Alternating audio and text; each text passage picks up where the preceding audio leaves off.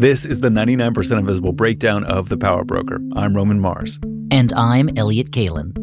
Today, we're covering part 4 of the end of the section called The Use of Power. That's chapters 21 through 24. And in my book, those are pages 402 to 495. Later on, our guest for this episode will be Brandy Zadrozny. She's a senior reporter for NBC News who covers misinformation, conspiracy theories, and the internet. She recently finished The Power Broker, and she's got a great perspective on what the book says about the press and its relationship to power, what has changed in journalism, and what remains the same. So when we last left The Power Broker, the Depression is dawning. Robert Moses keeps opening state park projects and to great public acclaim. He's just a hero. Moses gets Governor Lehman and Mayor LaGuardia to give him total control over anything remotely park-related in New York City, and passes a new law where a state person and a city person can do all this stuff at once. He immediately refurbishes New York City's major parks. He's unveiled this massive plan for building expressways and bridges through and around the city so that people don't have to go through Manhattan to get to places on either side anymore. And the Triborough Bridge Authority has begun to actually start building the Triborough Bridge, which will become the centerpiece and provide all the funding for his empire as well.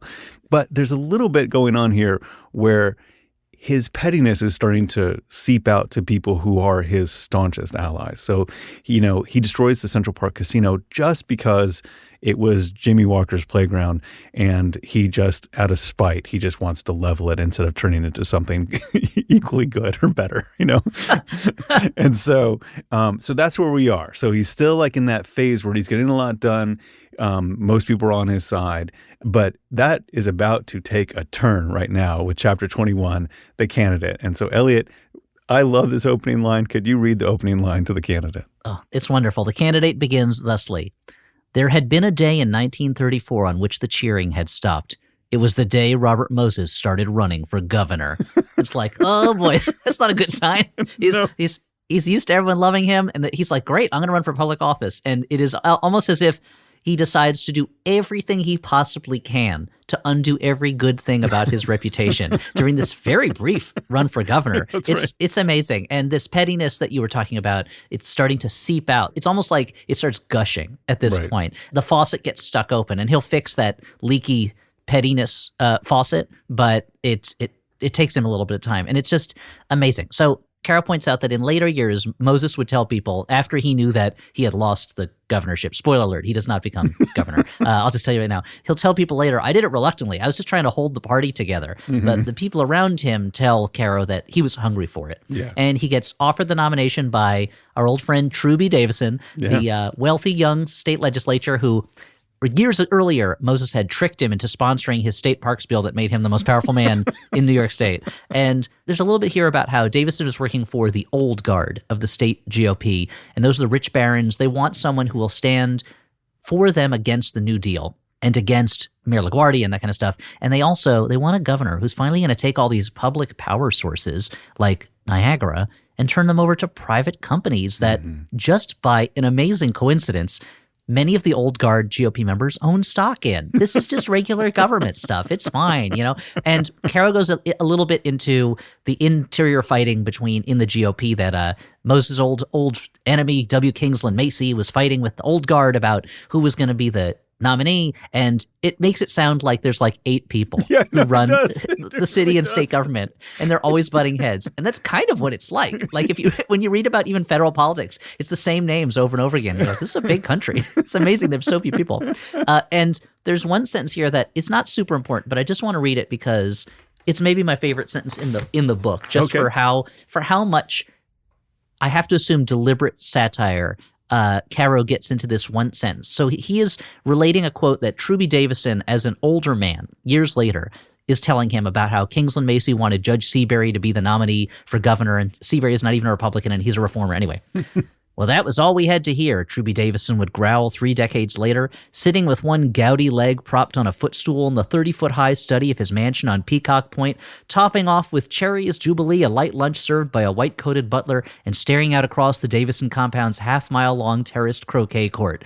That's just, it's one sentence just describing his house when Caro, I assume, went to talk to him. And there's so much succession just crammed into that one sentence. I love it so much. It's just amazing. And a good way of getting across, these are the people who are backing Moses at this point. Yeah, and these are the people where he built his reputation fighting these very same people. In fact, the exact same people. The exact same people who he was like, they're the power and I'm for the people. These are the same people who are now like, hey, why don't you be our candidate for governor? Because they've started to realize something about Robert Moses, that when he was hostile to them earlier, it wasn't because he was this like radical liberal, but because he was a man who knew he had power because Al Smith was backing him. And when he lost that backing, he started becoming more accommodating. And the old guard realizes this guy also hates Roosevelt. He also thinks the lower classes need to stay in their place and the upper classes need to get special stuff. But, and this is the greatest gift in the history of state politics, you would think, he is a reactionary conservative who the voting public believes is a radical liberal. Exactly. He spent all these years building himself up as this liberal force, but in reality, he's not. And they're like, this is amazing. And Moses accepts the nomination and the press is fully taken in. And they say, this is a surprising turn of events. The liberal enemy of the old guard is now their candidate, huh? It should have worked beautifully. There's only one big problem. I mean, there's two big problems. It's a New Deal year. You know, the Depression is still going on. But the big problem is that Robert Moses is maybe the worst political campaigner in American history. He's so bad at it. And this is old style campaigning where the campaign is only 5 weeks long. So you don't have this long buildup where you can outspend your opponent like we have now, thankfully. Thankfully, we've gotten to the point where only rich people can run because you need so much money to do it. Yeah. I'm so glad we're away from this time when the campaign was only 5 weeks and then you just made a decision. So, and he spends all those 5 weeks antagonizing everybody, starting with his own supporters. And Caro talks about how he goes to speak to an audience of young Republicans who are enthusiastic about him, and it somehow turns into a shouting match between Moses and his base, where they're calling each other names. And he's running against his boss, Governor Lehman. So the people he considers colleagues, they're mostly Democrats. They're loyal to the governor. They will not support him, but he expects their support anyway, and he gets mad when they don't do it. And Caro talks about how Henry Moskowitz, he goes, I'm supporting Governor Lehman, and Moses never talks to him again and doesn't even attend his funeral, which is pretty big. The press, they used to love Moses. We know that, right? The press always talking about how great Moses is. He's in the paper more often than Albert Einstein. He's in the paper more often than J. Edgar Hoover. They love him. But literally, after the first question in the first press conference he gives as a candidate, the question is whether he's a protege of the old guard. Moses gives them an angry speech about, you're not doing your job right. You need to ask the right questions. You need to say the right things. And it's like a Brewster's Millions type shoot the moon strategy where it's like, oh, if I have no votes, maybe I'll instantly become governor. Like, it's just astounding. Moses, he does everything wrong. He announces to the press, LaGuardia is going to give me his endorsement. I'm calling a press conference, but he didn't bother to check with LaGuardia first. And LaGuardia is pissed off and he stays out of the campaign. Moses, he won't campaign for ethnic votes, which you have to do in the New York area. One of the great things about New York City especially is there's people from every part of the world there, and they want you to go to their street fairs and eat their local foods. And he refuses to do that. He won't even go outside of large cities. His entire public appearance strategy is 12 formal speeches. And Caro quotes Paul Windels, who was the New York City Corporation Council, which is one of those. It's a job that I don't know exactly how it fits into the New York City hierarchy, but it's powerful and influential. He's a lawyer who does stuff for the city. He says to Caro, every time he opened his mouth, he lost 10,000 votes. And votes that should have been his. He should get the Jewish vote. I mean, Lehman is Jewish also. But Moses, maybe they'll split the Jewish vote. They're both Jewish. But Moses, he says publicly, I'm not Jewish. He hasn't been bar mitzvahed. He hasn't been circumcised. And Caro has a footnote about the rabbinical aspects of this, whether those things are necessary to be considered Jewish or not, which is the most Jewish moment in the book, in this very New York book, is that little footnote. But he refuses to be considered Jewish or called Jewish. And this is at a time when New York Jews find it especially important to reaffirm their being Jewish. This is the 1930s. This is maybe the most dangerous time for Jews in the world in centuries. And so for Moses to be denying that, they take that as a personal affront.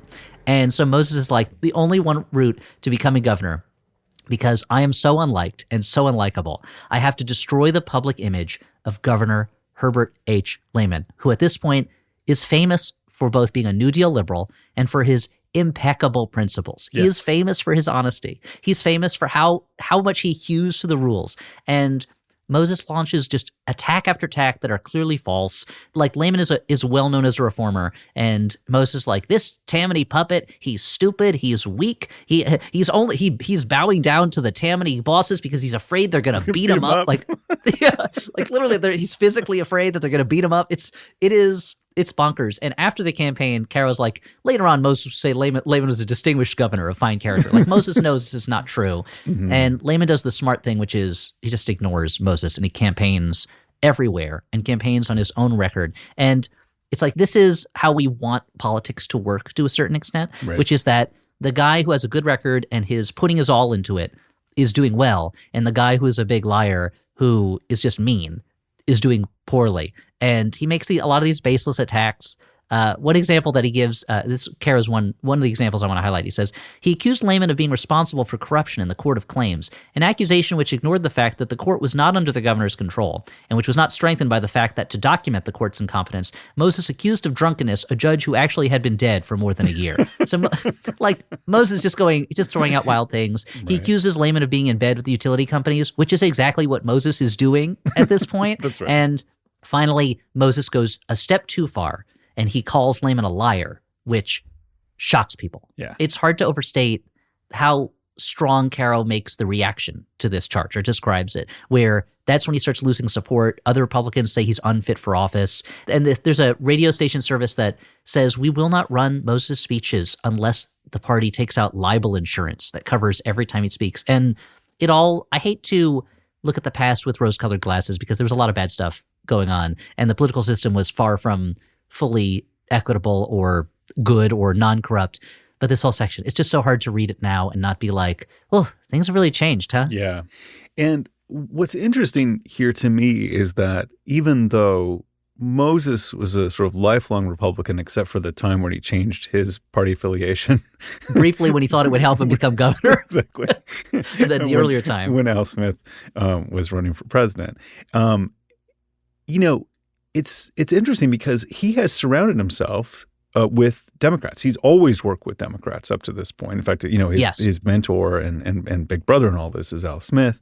It's only recently in LaGuardia that he has worked with a Republican pretty much at all. And everyone turns their back on him. I mean, they don't try to be mean about it, but they're just like, listen, I'm a Democrat. Yeah, even when he goes to Al Smith, he asks for support, and Al Smith says, I play this game like a regular. Yeah. And Moses is stung by it. And Caro describes how someone tells him about Moses recalling this 30 years later, and it's still clearly hurting him. But you're right, he's surrounded by – he's always called himself an independent Republican, but he has been a fixture in Democratic administrations and working with Democratic officials. And it is – foolish of him, this guy who understands the political mechanisms so well, to expect that they like him so much personally, that they will turn their back on this party, and also, to be honest, in this case, principles that they've stood by for all this time. Yeah.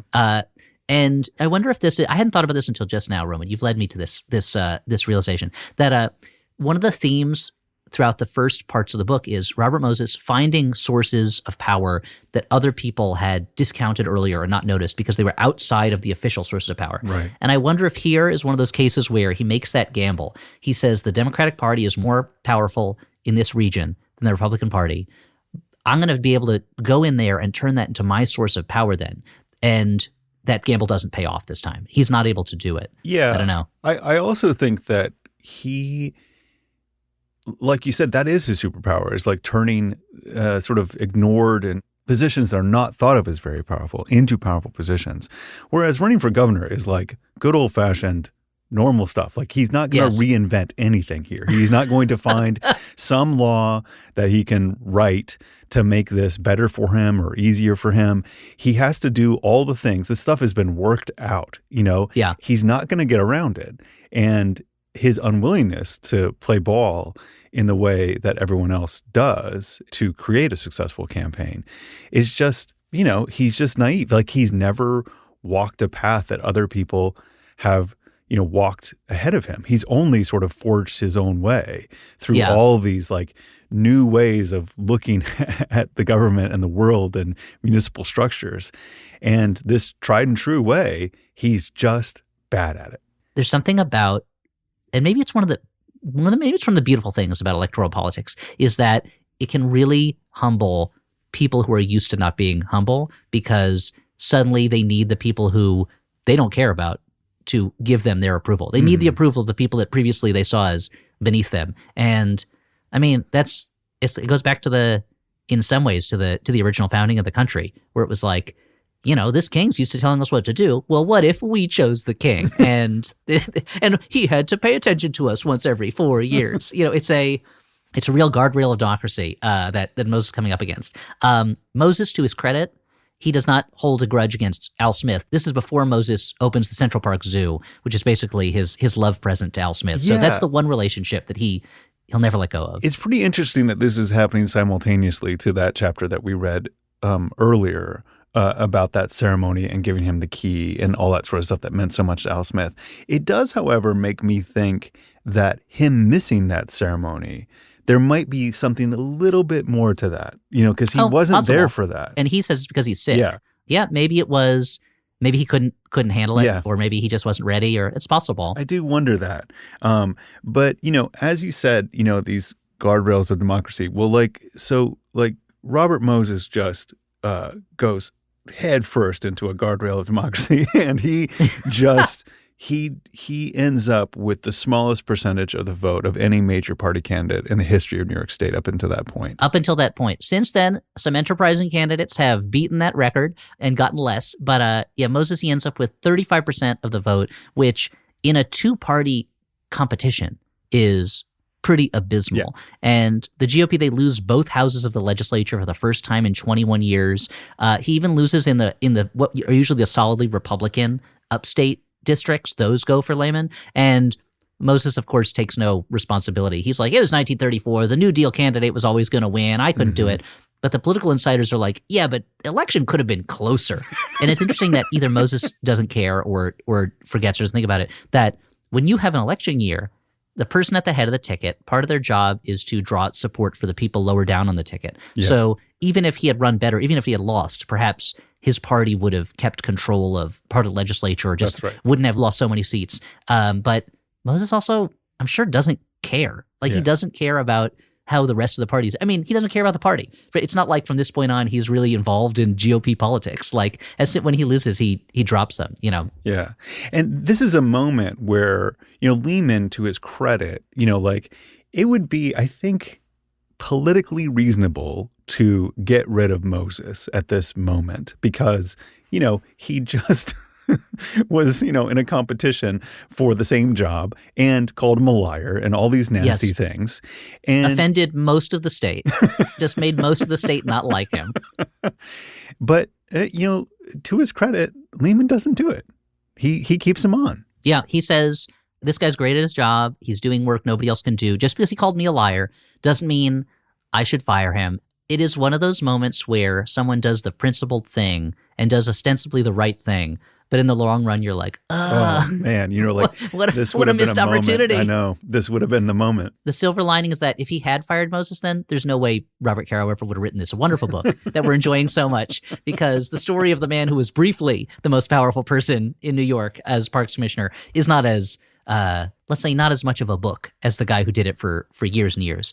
And Caro goes into, he does a little bit of analysis here where he's saying, why did Moses do such a bad job with this? Why, this guy who is usually so good at using the press, who is so good at presenting himself and at positioning himself on the right side of issues. And what Caro says is, his theory is that part of it is because Moses was kind of lucky to always have a popular issue before now. Yeah. He was tied to park building. People didn't have to like him as a person. They just had to like the fact that he was for parks. Right. But in a political campaign, he can't say, I'm the parks guy. I mean, he could have. If he was a better campaigner, he could have said, I'm the parks guy. But his actual character had to come out, and people did not like it. And Caro says, why couldn't he charm the voters the way he charmed the powerful people whose support he needed, the people in the GOP party, or as we'll see later in newspapers? And Caro theorizes that Moses, this is where he gets a little psychoanalytical in a way that I'm not sure I fully buy into, but he says that Moses is so arrogant and so entitled that he literally is incapable of pretending to care about what other people think, and that he actually derives pleasure from being able to express the contempt that he holds other people in. Yeah. And so he needs to display his superiority, and he needs to destroy anyone who opposes him. And that's Caro's like, I can't think of another reason why Moses would antagonize the press, who he was so good at manipulating, but now he felt like he needed to show he was better and smarter, and he can't just defeat his enemies, he has to destroy them. And what do you think? I'm not sure if it's that, or if it's that just Moses is just really good at fawning over people who he feels he needs something from. Mm-hmm. And as much as he knows he needs the voters, he thinks of them as a mass, and he thinks of individual voters as nobodies, and he doesn't feel the need to fawn over them because individually they're powerless. That's my theory. What do you think? I mean, I think it could be both of those things. I think Gotta that pick one. Gotta pick one, Roman. Okay. No, all right. I'll let you forge the middle path. That's fine. Yeah. Well, I think it's also just that, Robert Moses is really great at creating the conditions where he is doing everything for the first time. All of his whipsawing and his sort of lying and then, stake driving and all his stuff, it just is about, he is the best because there's no precedent for him, and this just is not an unprecedented job to be a politician in this way. And he is finding that he cannot bend his character to do any of these things. It just is anathema to his existence. And he's never had to because he's always done things his own way. Mm-hmm. And this is just I just think he's incapable of it. And when you're in the confidence of someone and they say something mean, you feel very warm to them sometimes because you're like, oh, they're being mean to that person and they like me, Yeah. And I think he plays on that in a small room, or with just a group of people, small group of people that he shares, a kinship with.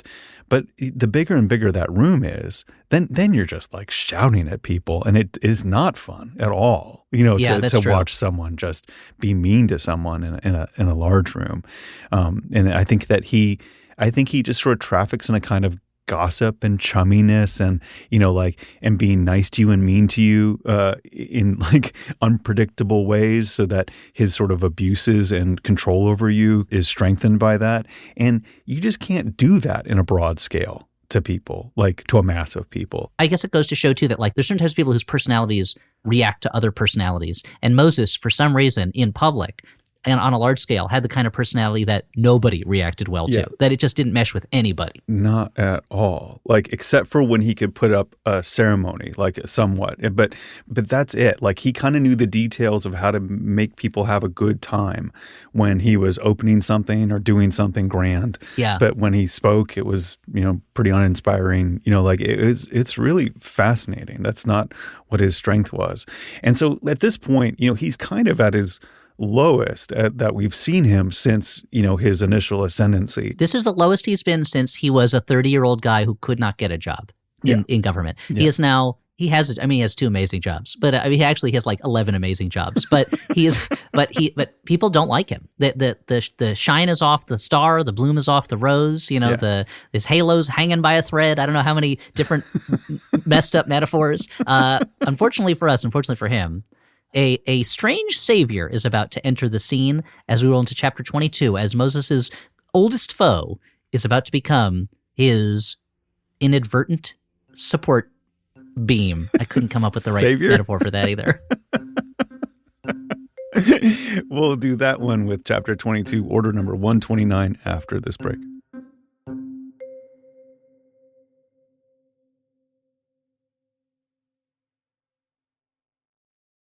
This next chapter is chapter 22. It's called Order Number 129. And this is when Robert Moses is at his lowest. His old foe, Franklin Roosevelt, who's now the president of the United States, he decides that he's going to take his revenge on him. And this is such a misfire. It's so colossal. It is a mistake. It's a Moses running for governor level of misfire from the president of the United States. And it has the exact opposite effect of what the president is hoping. Technically, this revenge happens. It starts before the gubernatorial campaign. In February of 1934, we have this scene where Caro describes where LaGuardia is crying to Paul Wendell's New York City Corporation Counsel. Again, don't know what the job is, but he's around a lot in this book. He realizes that the guy he picked as his federal money guy, the city's interface between its needs and the federal government's largesse, is Robert Moses, the one guy the president hates most in the world, and other than Hitler, I guess. But and so there's a quote that I love here, and I'm going to try it. I want to do it in an accent, but I know I can't do justice, where Wendell says to Caro, "I got in the car, and no sooner did I sit down than he cut loose. Jesus Christ, of all the people in the city of New York, I had to pick the one man who Roosevelt won't stand for, and he won't give me any more money unless I get rid of him. Jesus Christ, I had to pick the one that he hated. Jesus Christ." He was shaking his fist in the air and shouting, "Jesus Christ, Jesus Christ, 7 million people in the city, and I had to pick the one Roosevelt can't stand." And I love that. It's so amazing. My favorite movie of all time is The Taking of Pelham 1, 2, 3, and LaGuardia sounds like the mayor in that movie at that moment where he's just like, oh, what it like, just overcome with his troubles. And so this is the case. Interior Secretary Harold Ickes has made it clear to LaGuardia that until Moses is fired from the Triborough Authority Board, the Public Works Administration, which Harold Ickes oversees in the Interior Secretariatship in the Department of the Interior, it will give no money to New York City. No money until Moses is fired. And LaGuardia is like, I can't legally fire Moses from Triborough. I can't legally do it. But maybe I can get him to resign by threatening to fire him as the Parks Commissioner, which I can do. And Moses, of course, he knows there's only one tool that gets what you want, which is a bigger resignation threat. So he goes, yeah, I'll resign from Triborough. I'll also resign from the park jobs. And then I'll tell everyone publicly that you made me resign because the federal government told you to.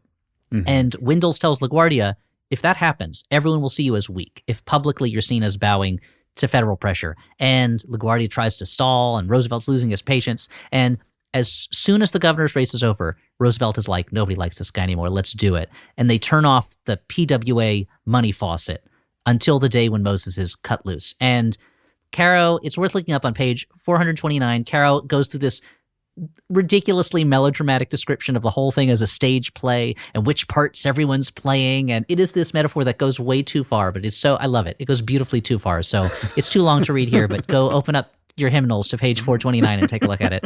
And LaGuardia's in a bind. He needs this money to improve the city. He has big plans for the city. He wants to do the things that Moses is trying to get done, but he can't be seen as giving in to Roosevelt. And then on December 26th, 1934, a date which will live on in bureaucracy, Ickes issues PWA Administrative Order number 129, the very order that gives this chapter its title, drafted in part by Roosevelt, stating, the PWA will give no money to an independent entity that has a project entirely in one city if the governing board of that entity has anyone on it who also holds public office in that city. And it's so specifically worded. Yeah. It's so clearly describing Moses' situation, but it happens to affect another guy too, Tenement House Commissioner Langdon W. Post. And Ickes is like, confidentially, don't worry about him. It doesn't matter. Yeah. We don't care about him. And Post is he's actually on a cruise at that moment, so he doesn't even know any of this is happening. They should have written in that, like in addition to give no money to an independent entity that has a project entirely in one city, if that governing board has an entity as anyone who holds public office in that city, and your name rhymes with Pobert Poses, like. LaGuardia's like, my hands are tied. Sorry. You and Sharbert Shoses have to leave the government. I apologize. And LaGuardia does a foolish thing here, which is in order to show Moses he has to give in, he shows the order to Moses. And Moses is like, interesting. Press, can I leak something to you?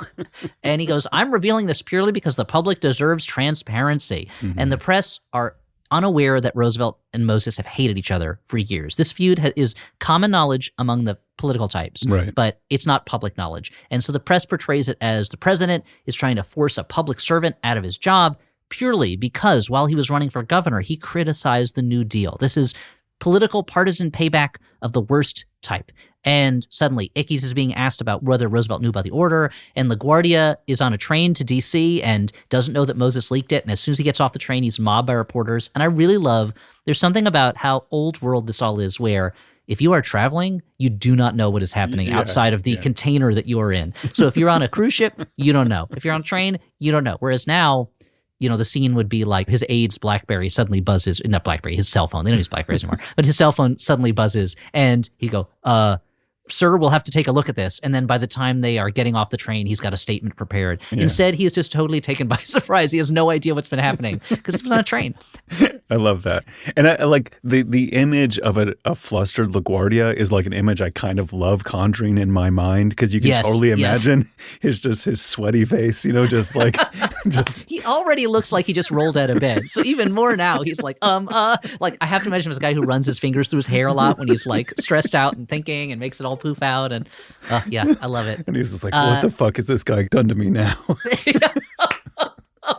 Oh, Jesus Christ. Jesus Christ. Like you have to imagine every press report, because back then they would kind of clean up a politician's answers to make them look better. That every press report, they're just blacking out the words Jesus Christ in the transcript, But editorials are written about this. They're attacking LaGuardia. They're attacking Ickes. Suddenly, dozens of business and civic organizations are issuing resolutions in support of Moses. He's a hero again.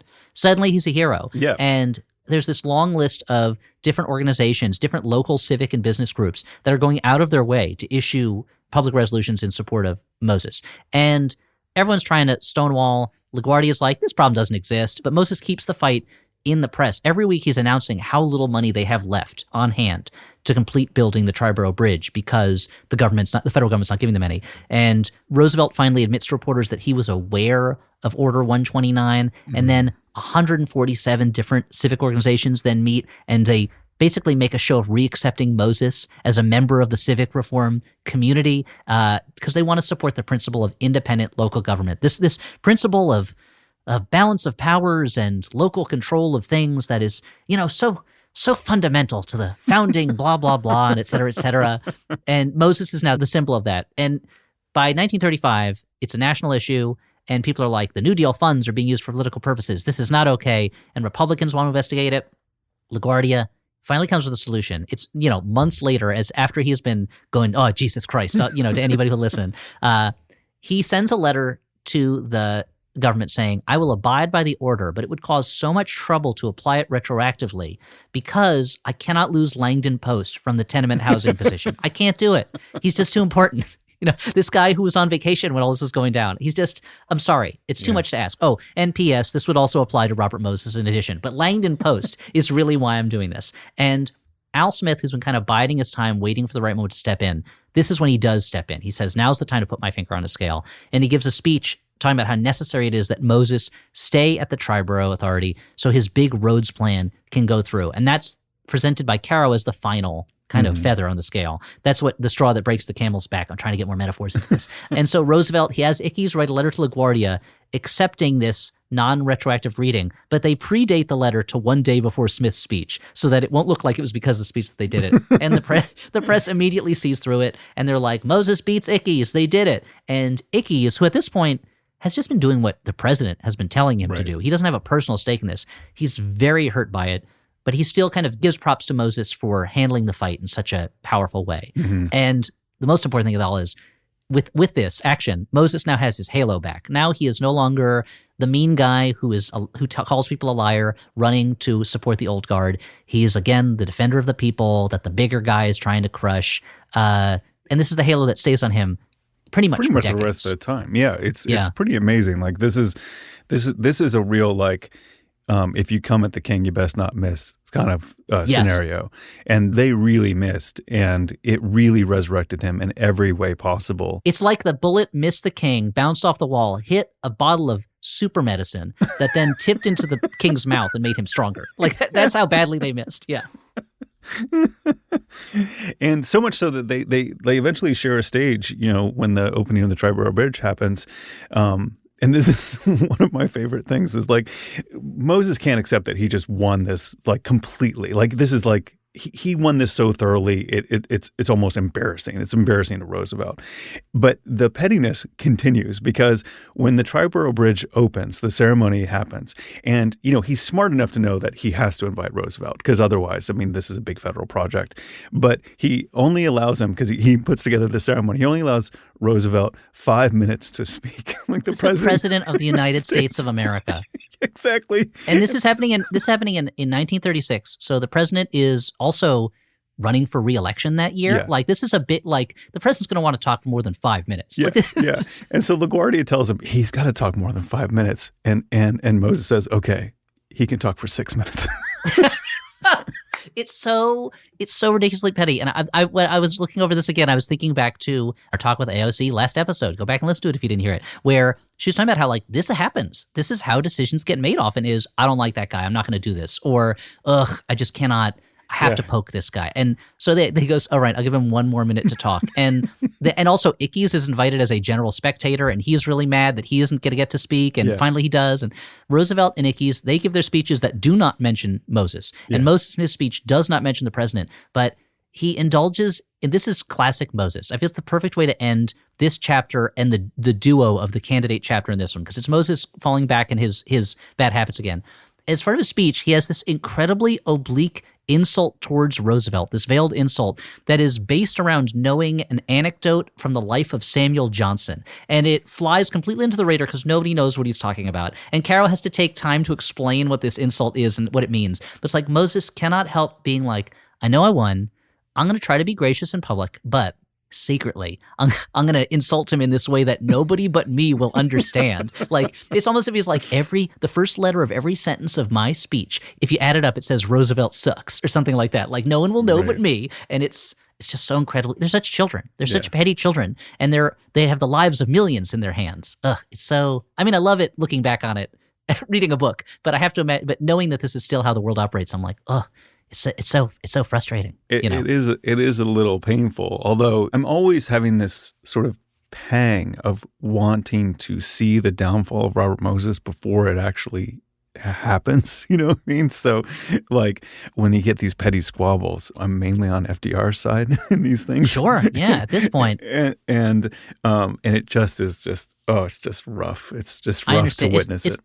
It's the same thing. I mean, it's not as bad as this. The worst version of this for me is I read a lot about Abraham Lincoln. I read a lot of Abraham Lincoln books because I think he's the greatest person who ever lived. We don't have to talk about that. This is a Robert Moses podcast. But every time I'm reading a biography of him and it's getting closer and closer to him going to Ford's Theater, I'm always like, don't go. Don't do it. And then his bodyguard leaves to get a drink in the middle of the show. And I'm like, what are you doing? Yeah. And it's going to happen. I mean, it's what happens when you watch a movie over again too. It's going to happen, but you're hoping it doesn't happen. And but that's part of the thrill of history, I guess, is knowing that it could have gone differently, but it's too late now. It's not going to go differently ever again. But because of these petty machinations of FDR, Moses is sort of back on top and doing what he's doing. He is back in the saddle, which is the title of chapter 23, In the Saddle. And it starts with this description of LaGuardia being just hilariously omnipresent in New York City. You're just everywhere that something is happening.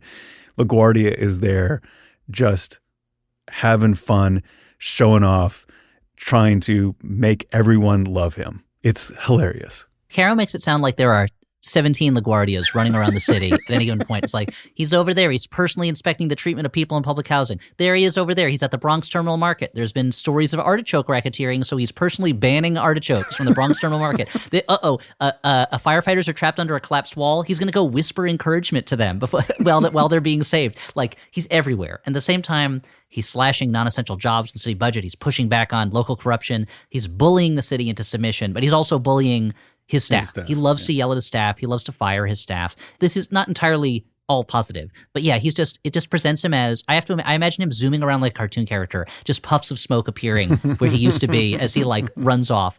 And the person who can always stand up to him is Moses. Yeah. And they fight, they shout. Moses is deliberately rude to him. He calls him by Italian slurs, both behind his back and in front of his back. He's always threatening to resign, to the point where, I love this so much, makes me love LaGuardia, is he has a pad printed up with forms on it that say, I, Robert Moses, do hereby resign as blank, effective blank. And the next time Moses threatens to resign, he hands him the pad, and Moses gets really mad about it. And it totally wins. Like he blunts that as a thing, and Robert Moses doesn't do it to him anymore. They have figured out this way of like complimentary abuse that somehow fosters this kind of mutual respect that just kind of works for them. It's amazing, but it does. Yeah, but it means they're constantly butting heads against each other, even though in the grand scheme of things, they agree on the major goals, but they're always butting heads. And there are a couple fights that Caro goes into. My favorite of them, but I find it very sad, is in 1936, Moses, he wants the land that's currently being held by the terminal for a ferry that goes between Astoria and Manhattan. And you're like, oh, I'd like to go take that ferry. You can't. It's not there anymore. Don't even try. I'll tell you why it's not there. LaGuardia's like, you should wait. The commuters are not ready to lose it. It's a 5-cent ferry trip, which is more pleasant and cheaper than riding on what's going to be a 50-cent toll road. And Caro, he paints it as the kind of like endearing, antiquated piece of old New York, this rusty old ferry that modern New York is doing its best to just throw away as fast as possible. Mm-hmm. And Moses is impatient. So literally as soon as the ferry leaves the dock one day, he just sends his workers in and they start smashing up the dock and smashing up the ferry terminal building and even tearing up the road leading to the ferry terminal building. And LaGuardia has to send the police to arrest the parks workers who are doing this. And then a week later, Moses, he just gets the land and he tears down the ferry house completely. Yeah. It's crazy. I mean, like, he calls the police on his own parks guy, and it's just sort of like, it's like they're playing a game of chess, and there's all these people, you know, caught in the middle of it, where, you know, a policeman has to like arrest a worker who's just being told like, don't stop for anybody because this jerk Robert Moses tells him not to stop for anybody, and the cops come, and it's just a nightmare. And then they have to like, there's like a boat out like that has nowhere to go because it has to find another place to dock because he tore the dock up. He just doesn't care. There's people on that boat. They can't live on it. It's crazy how much he doesn't think about individuals, and it's just sort of stunning. I'm sort of like, this is like real villainy.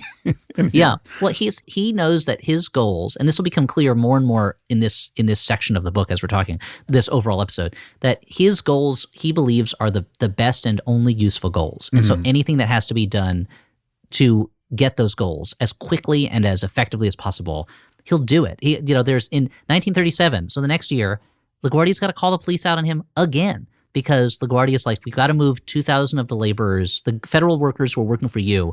We got to reassign them from your projects to other projects. And he goes, okay, we'll reassign the playground supervisors. And he fires 2,000 playground supervisors and he locks shut over 140 playgrounds and removes the playground equipment so they can't be reopened. And moms with kids start protesting because they went to their playground and they found that the police have chained it shut and there's no equipment. And he's got to call out the police again to try to get him to stop closing these playgrounds. And every time this happens, Moses is able to spin it so that they blame the city or they blame LaGuardia rather than Moses. And Caro starts to theorize that Moses got away with this partly because LaGuardia respected people who would stand up to him and fight him, and partly because they both wanted the same thing ultimately. LaGuardia wants New York to be a beautiful city. He wants it to be a new, functioning, gleaming city, and he loves engineering. He's hugely in awe of large-scale construction. He's like a child. He likes to wear a construction hat or a hard hat and go to a construction site and go, wow, look at those big machines. Wow, look at that.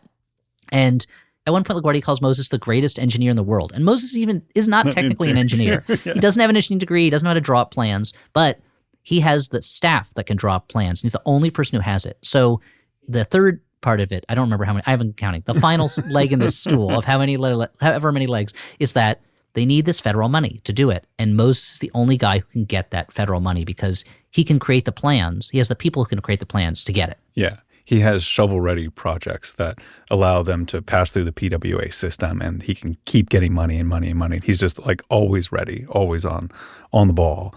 He also, like, when it comes to these types of arguments and the rough tactics which they use against each other, Moses sort of lacks compunction. Like, I think they fight over these things, and LaGuardia wants a lot of the same things Moses wants, but the reason why Moses wins in each of these moments is because he does not care about these people, and LaGuardia actually does, and it's just infuriating to watch. I mean, it just makes me so mad to read about it. It's a little bit like the story of Solomon and the two mothers and the baby. If Solomon had said, "We're gonna have to cut this baby in half," and the one mother said, "Okay, go ahead, do it," and Solomon said, "I admire your guts. Yeah, you take the baby." That was you stood up and you wouldn't compromise. You take this baby. Like, it feels unjust. It feels like things go the wrong way when Moses just bullies his way into getting stuff done. But that happens in politics still, that there's a certain respect for the ability to not care, in that you're unstoppable. You won't let anyone stand in your way. And it's the person who cares too much, who is more easily held hostage, because if things go bad, they'll be upset. But the other side, if things go bad, they don't care. It doesn't matter to them. They don't care at all. And I think the other part that keeps Moses sort of buttressed in these fights is he has such a tight relationship with the press. So like, yes, none of this would leak out. Like him not caring, him being the person that moved the park workers and fired them so that the parks would be shut down. None of that leaks out because he just has cultivated this relationship with the press that is almost, there's just no light between them. He's very good at wooing the press. He takes publishers and editors and reporters. At this point, there's 13 daily newspapers in New York City, which is astonishing Amazing. to me. Yeah. It's just incredible. And he takes the publishers and the editors and reporters on banquets. He'll take them on yacht trips. He'll throw parties for them at Jones Beach.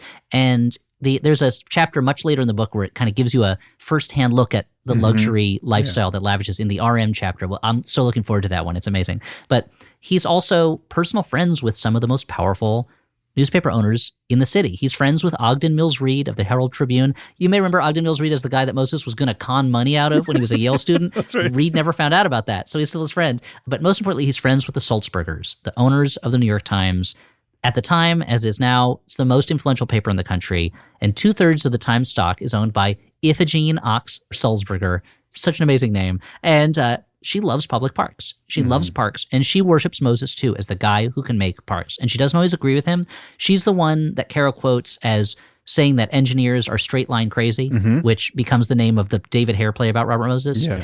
So she wants parks that are grass. She doesn't want concrete facilities, and she thinks Moses is doing the wrong way. But even if he's doing the wrong way, he's still building parks. A concrete park is better than no park. No park. Yeah. And so that's what she cares about. And there's a part where she disagrees with Moses, and he sends her an insulting letter. And the New York Times prints her apology, her public apology for disagreeing with him. And the reporters at the Times, they're never told by her, you have to support Robert Moses, but they know how to keep the boss happy. Like when you work for someone, you know how to keep them happy. You know what they want, and you know what things they're going to like. And so when Moses says something, the Times, but also the other papers, but especially the Times, takes it as truth. He's the guy who's telling the truth, and his side is the one that deserves reporting. So LaGuardia can't fire him, the most powerful newspaper at a time when newspapers were so much more powerful than they are now. It's the way most people still got their information about the world around them.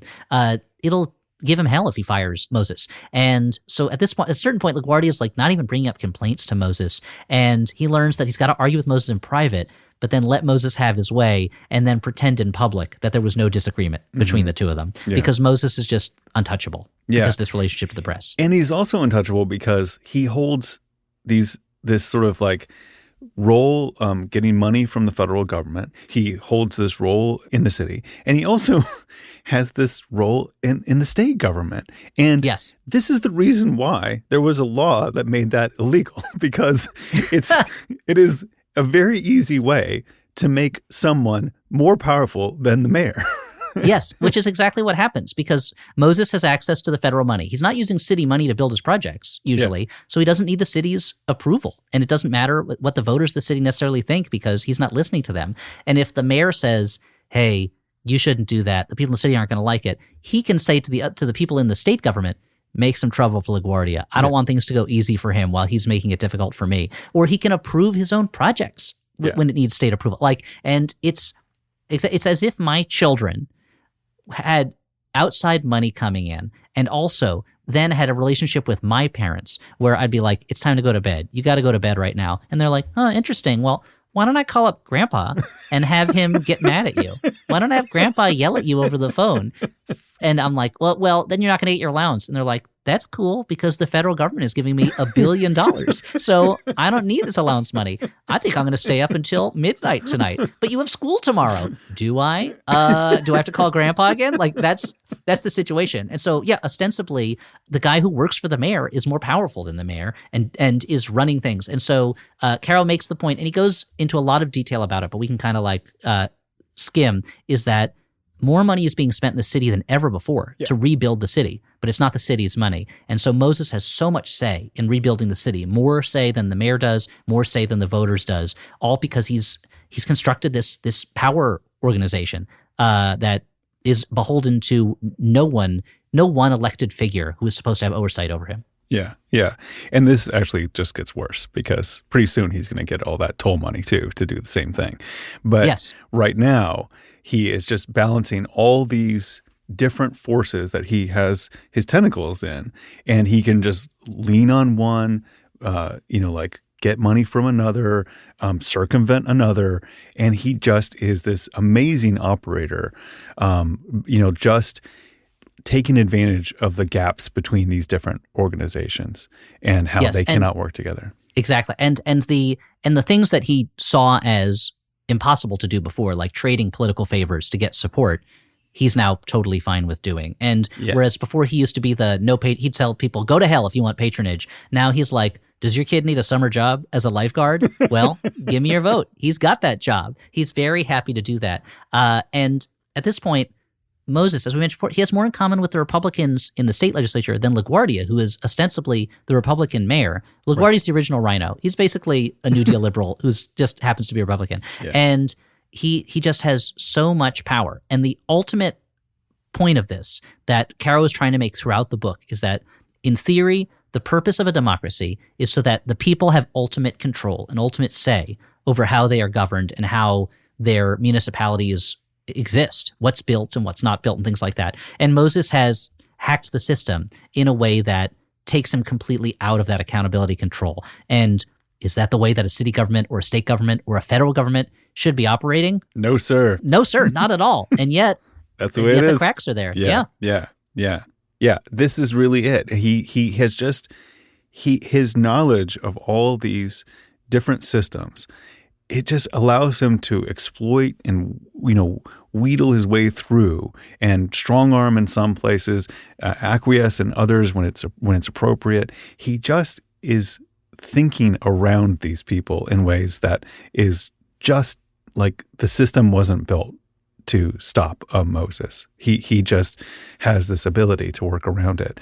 And he really does it because of, the halo effect of the parks. And then the halo effect of like the integrity of local governance, I guess, And that's one of the things that's so ironic about it is it's like, we've got to support Moses because supporting Moses means supporting the independence of the New York City government. And then it's like, if there's one guy who is doing an end run around the New York City government, it is Robert Moses. Yeah, he is such a, so many times I feel like throughout the book, in the public's eye, he's the champion of the exact thing that he is not doing or the exact danger that he has. And it's just astounding. It's like they put a card counter in charge of the casino, and he's like, I'm just making sure nobody's counting cards around here while he's just keeping track of everything. And it's astonishing. And he's going to make greater and greater use of that as we go into the next chapter. Yes, the next chapter is driving. We'll get to that after this break.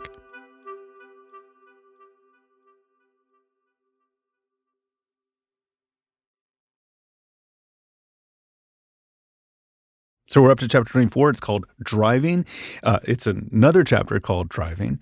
So one of the things that I'm always impressed by about this book is the structure of it. It's a long book, and it's structured in a way that is not straightforward chronology, which can be confusing sometimes, but is often thematically illuminating. And Caro is returning to themes and finding new layers to them or new meanings to the same words. And it's a book that exists on a literary level in addition to existing on a historical nonfiction level. And so this is one of the driving chapters. Changing is a chapter title he likes to use. Yeah. Driving's a chapter title he likes to use. For some reason, The Curator of Cauliflowers is just a one-time title chapter. I would have used that one twice for sure. Yeah. The last line of the book should have been, truly, the curator had now been cauliflowered. Or like, the cauliflowers were curating him. Does it really drive it home? But missed opportunity. It's a big book. You can't hit them all. But this is, you'd think Moses is on top of the world, right? But no, he's still got to rush. He's always got to rush because the position he's put himself in is that if he's dependent on one thing at the moment, before, as you're saying, the Triborough Bridge is up, really bringing in a lot of money, he's dependent on that federal money. And the federal government is not ultra reliable because whenever the economy looks like it's getting a little better, the conservatives in Congress want to cut that federal money that's being poured out. Every time the economy gets better, things get worse for Moses. He's, in a very real sense, his success has an inverse relationship to the economic health of the entire United States of America. So He's got to work fast. He can't let anyone get in his way. And he's, because he's written his own laws that give him power, he's not beholden to some laws. In other ones, he ignores them. He's very big on submitting plans to be examined on the day that the construction starts or when things are almost finished. He starts employing what he calls his bloodhounds, who are digging up compromising personal information on reluctant officials that he can use to pressure them. It's just out and out blackmail. Mm-hmm. And if a civil servant resists him and there's no blackmail material, he can use the press to smear them, to make them seem like a hack who's getting in the way. And that didn't work against Governor Lehman because Governor Lehman is famous. Everybody knows who he is. But if you're the deputy comptroller, and the papers start talking about what a bad dude you are, what a troublemaker you are, there's no one knows anything about you. You're going to have to resign because of that pressure. And the first level of this is just like, oh, these are just namby-pamby bureaucrats who can't get anything done, and I get things done. And if we had to wait for, this like board of estimate to do something, we'll never get anything done. And that gets him pretty far. But then when that doesn't work, it gets pretty ugly. And he's a very, very early kind of McCarthyist when it comes to labeling people as communists. Yeah, Caro writes, he says, if Robert Moses was a pioneer in the fields of parks and highways, he was also a pioneer in McCarthyism 20 years before McCarthy. This is the 1930s. And he'd already saying, this guy doesn't agree with me, he's probably a red. Yeah. This guy's probably a radical. This guy's a socialist. And he already doesn't like the idea of a classless society. So it's not like it's like he is using his own beliefs as a weapon in a mercenary way. Yeah. And Caro tells the story of LaGuardia's law secretary, Paul J. Kern, who was kind of building the kind of relationship with LaGuardia that Moses had with Al Smith. And Kern likes Moses, but when he tries to keep Moses from circumventing civil service hiring regulations, the kind of laws that Moses was the champion of in his younger days, Moses is like, nope. And he's like, LaGuardia, Kern is saying bad things about you. This is really terrible. Like, he's just lying to him about him. And then Kern says, I'm going to start a system where workers are rewarded for reporting violations in the workplace. And Moses goes to the press and says, a Soviet-style secret police. Well, I guess Kern, the communist, is causing this. And LaGuardia, as a New Deal Republican, is so afraid of being accused of being a communist, he just fires Kern. And Caro notes that until Moses stopped as Parks Commissioner in 1960, no civil service commissioner ever interfered with his hiring practices again. It was just clear. He's so good at bullying people. And the only way, maybe if you're powerful enough, you can push back on him. If you stand up to him, maybe he'll back down a little bit and respect your strength. But otherwise, he'll just run all over you. He's supposed to have there's a weekly luncheon of all the commissioners on the mayor's administration, and Moses hates going to it. He sees it's a waste of time, so he always sends a potted plant in his place to sit at the lunches. And the commissioners are so mad at him, but they're afraid of doing anything about it. And Moses he'd say to the other commissioners, you should designate one of your people as like an official liaison to my department. And then he would cultivate that worker and basically make them his mole in the other commission. So he's just so good at, as you're saying before, outthinking people. He's good at bullying them. And he's got all those techniques that we've come to know and love so well. Stake driving. When you start a project before you have permission, by the time they're answering questions about it, it's too late. It's already started. Yeah. Whipsawing. You go to the city and you go, oh, the federal government said I would get this money, so why don't you give me a little bit? And then he goes to the federal government and says, oh, the city's going to give me this money, so why don't you give me the rest of it? He doesn't have the money, but he's telling both sides that he has it. Right. Wedge driving. You go, can I have a little bit of money? Okay, that's all it's going to take. And then a year later, I'm going to need more money. You have to give it to me now. And deception. He just lies about things. Yeah. If he's told don't do something, he starts doing it. He wants to build a marine park in Brooklyn. He goes, I need $6 million. That's the whole cost. And then when that's spent, he goes, I need another $6 million. You're going to let that last $6 million go to waste because you didn't check that what I was telling you was true? All right. If you want to tell the people of the city that you got tricked by Moses again. Like, it's such, trickster rabbit type stuff. My favorite one is when he wants to build a stadium on Randall's Island, and he goes to the board of the city, the board of estimate, he goes, the WPA is going to pay for it. I don't need any money from the city. Well, I need $250,000, but that's all the money that the entire Triborough project is going to cost the city. And then he comes back and he goes, I need $8 million. And he goes, I didn't mean the land for the approach roads to the bridge. You were foolish when I said the whole project. You thought I meant everything in the project. And if they push back on him, he is abusive. He is verbally abusive in the way he was to crowds, and the crowds wouldn't take it. But these individuals will in these smaller rooms, even though ostensibly they have more power than he does, but really he has more power than they do. He's the power broker. Yeah. And this is just like becomes his source of power, is that he does not care about people. He will destroy them. He will destroy, like these sort of somewhat nameless bureaucrats inside these organizations, these somewhat more named commissioners. And but he really does not care about the humans inside of a city at all.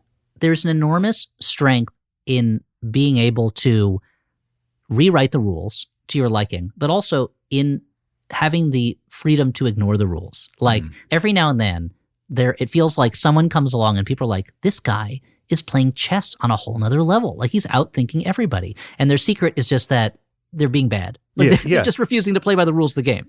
You can win Monopoly if you're allowed to rob the other players and like just throw free hotels onto your properties. Like that's, if you don't play by the rules, it's a lot easier to win the game. And that's what he does. That's right. And he's also built up his sort of like portfolio of accomplishments in these places like Long Island where there are fewer people to get angry. These places, like mostly that land was empty land. It was owned by someone. Maybe there's the occasional farmer that, he destroys without just the occasional small farmer, the occasional wealthy baron he has to accommodate slightly, Yeah, but now he's building all this stuff in densely populated New York City where these things have a big effect on what's going to happen in these people's lives. And it's just causing a bit of complication. And he's like a startup or something. Like he needs to go at that same rate of increase. He's just sort of like required to go at like maybe it's just some kind of personal ambition, like where he notices the rules are changing and the easy land where he can grow has now been exploited to the extent that it can be. And he has to work in these neighborhoods that are more complicated and where you cannot just lay down Jones Beach because nothing is there. It's like now there's lots of stuff there. Yeah, the secret to his success was finding unused land and taking advantage of it. And Caro makes talks a lot about this here, that you can't do that in New York City. Yeah. You can't. It's a city. And he compares building on Long Island to painting on a blank canvas. And he compares building in New York City to painting in a mural that already exists. And he has this very beautiful section about kind of describing the mural and these. I'll read you just a little bit of that. He goes, a mural whose brushstrokes were tiny and intricate, and often, when one looked closely, quite wonderful, lending to the vast urban panorama subtle shadings and delicate tints in an endless variety, so that if it was crowded and confused and ugly, it was also full of life and very human. So much so, in fact, that while the painting as a whole might lack beauty, order, balance, perspective, a unifying principle, and an overall effect commensurate with its size, it nonetheless possessed many charming little touches and an overall vitality, a brio that made it unique and should not be lost. I think that's so beautiful, the idea of New York as this really messy piece of work, and but the closer you get to it, the more you see the beautiful details in it and the things you don't want to lose. Yeah. But all Moses can see is the full canvas, and he's like, well, let's put a road here. Splort just puts a huge thing of paint over people's homes, lives, neighborhoods. Yeah. And you comparing it to a startup is such a good parallel, because often a startup will their whole point is they're doing a new thing that hasn't been done before. Mm-hmm. And maybe they have to move fast, or maybe they have to kind of overreach because nobody's done this thing before. And it feels like so many of those companies, when they get big, they are like, well, the only way to grow now is to take over something that already exists, or to take its customer base and then monetize that. And they stop being their customers and start being their product for larger companies. And it feels like Moses is doing pretty much that. He's like, the thing that I did here, I have to do it bigger. And I did it in theory. I built these parks for people to come and enjoy. Now I have a place that's full of people, and I'm going to build roads for the people who live outside of this community for their convenience to a great extent, and not for the people who are in it. The people who ostensibly are my customers, they are now my, if not a product, exactly an obstacle. Well, you had a really great parallel, and I really messed it up. I really I've really found out how to overcomplicate that, much like a beautiful mural that maybe in the aggregate is messy, but there's lots of little points that are still beautiful. And Caro talks about how in Long Island, you can open up land to public development by running a road there. But in a city, if you open up land that hasn't been fully developed, before the city is prepared to provide the services that a city provides to a neighborhood, then it's going to lead to a mess. And Caro bounces a little bit. He says that Moses's drive, his drive to get things done, the very driving that is the title of this chapter, and his ability to cut through red tape and to force things, are not necessarily bad, and they're not necessarily unneeded. That a city needs to build big things. Mm-hmm. It needs to get them done. It needs to have someone whose ability to get them done is, if not unquestioned, at least is very a high level. It needs someone who's able to make these things, but it needs to include humanity into those decisions. It needs to include an understanding of the smaller groups of people, and Moses either cannot think on that smaller granular scale or just doesn't care. Like the scale of a single neighborhood means nothing to a guy who is now used to building only enormous things. And I think that's right. He could go to that neighborhood and say, what do you need? What's the best thing about this? But he doesn't want to do that. Like he doesn't care. And he's also so focused on the idea of active recreation because he is an active guy. He likes to swim, he likes to do things, that the idea of peaceful conservation, a place for someone to sit or a place for someone to be in the shade of a tree, someone who's not just driving a car or something, that's uninteresting to him. He's not interested in preserving things. He's interested in building things. There's a certain level at Moses' character where he can't point to a forest that he's preserved and be like, look at that. Isn't that an achievement? Because it's not. To him, he's like, I didn't do that. I guess God built that. I want to build something. I'm going to put a stadium there. I'm going to put a band shell. I'm going to put something I can put my name on. He's really interested in building big things. And when you have this mural of intricate brushstrokes, like little things matter. Like each of those brushstrokes matter. And like a tiny park that's only 2 acres matters a lot to the people right near there. And it just does not matter to Moses. Like when Caro talks about a kind of planning genius that he witnessed where he, holds his hand out and, gets a rolled up map and he rolls it out and he starts, drawing on it. He sees big things really, really well, but he's very, very blind to small things. And I think it's because there's something wrong with his soul, I mean, I'm gonna be a little bit nicer to him. I'm gonna play devil's advocate again. I'm gonna say that it's a sort of like I think it's called hedonic adaptation or something, where the standard that was new and exciting before becomes normal to you now. And I think as he's been working on these larger and larger scale things, he just doesn't connect with that stuff anymore. That's normal to him. It's normal to him to build a road that displaces thousands of people or to tear up buildings and not care about the people who are there because he's just gotten so used to it. And there are all these choices that need to be made when it comes to a project, and especially a public work. Who is it serving? How is it serving them? What needs need to be met? What needs can't be met? If the nature of driving is different, if it's not about leisure anymore, if it's about going from point A to point B, why should the best scenery be preserved for people in cars instead of people on foot? And what kind of park does a neighborhood need rather than what kind of park does Robert Moses feel like building? And all that stuff needs to be discussed, but Moses is not interested in discussing things. And whereas he used to kind of spar with his staff a little bit and let them challenge him slightly when it came to ideas, and he would push them to do their best, now he just doesn't care about other people's opinions. And he's surrounded himself by yes men who, whatever RM says, that's what it's going to be. And Caro he continues this, I think in a very nice and a very subtle way, he continues this metaphor or analogy, I don't know, I'm not an English professor, this whatever it is, of Moses as an artist by saying how Moses has cut himself off from new information and new ideas. His understanding of himself as the master builder stands between him and the world, and he could overcome this obstacle maybe if he was giving the work he was doing the kind of deep, sustained thought that he used to.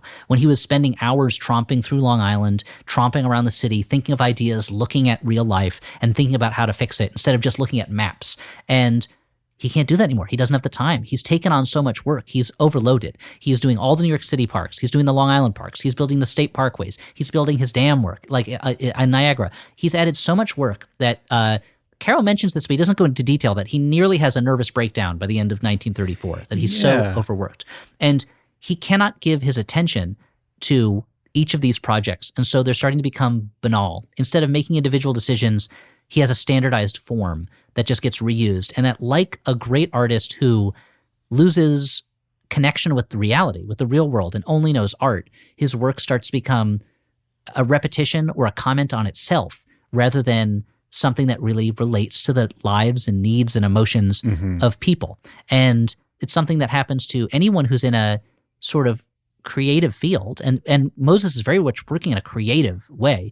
It happens to anyone who only knows their own bubble and doesn't really ever get out of it and see the outside world. And you see it a lot in the way that like movie makers at a certain point start making movies that feel more like they're about other movies than or stand-up comedians will start doing jokes about ordinary life, and then if they get famous enough, all their routines become about being a famous person and what it's like to be famous. Or it was pointed out to me once that if you read Stephen King's books in order, the characters go from being kind of like blue-collar, ordinary people to being like writers and then college professors. Like it's, which at one point, at a certain point makes sense. You lose touch with that part of your history, and so you're no longer inspired by it. But it means that I'm not saying this about Stephen King. He still comes out with great work. But that Robert Moses' work is less and less connected to reality and more just connected to his preset conceived notions about what a park is. Yeah, that's right. Like it hasn't evolved much at all. Like he had some good ideas in the beginning, and he had the canvas to make it. He had the ingenuity to make it all happen.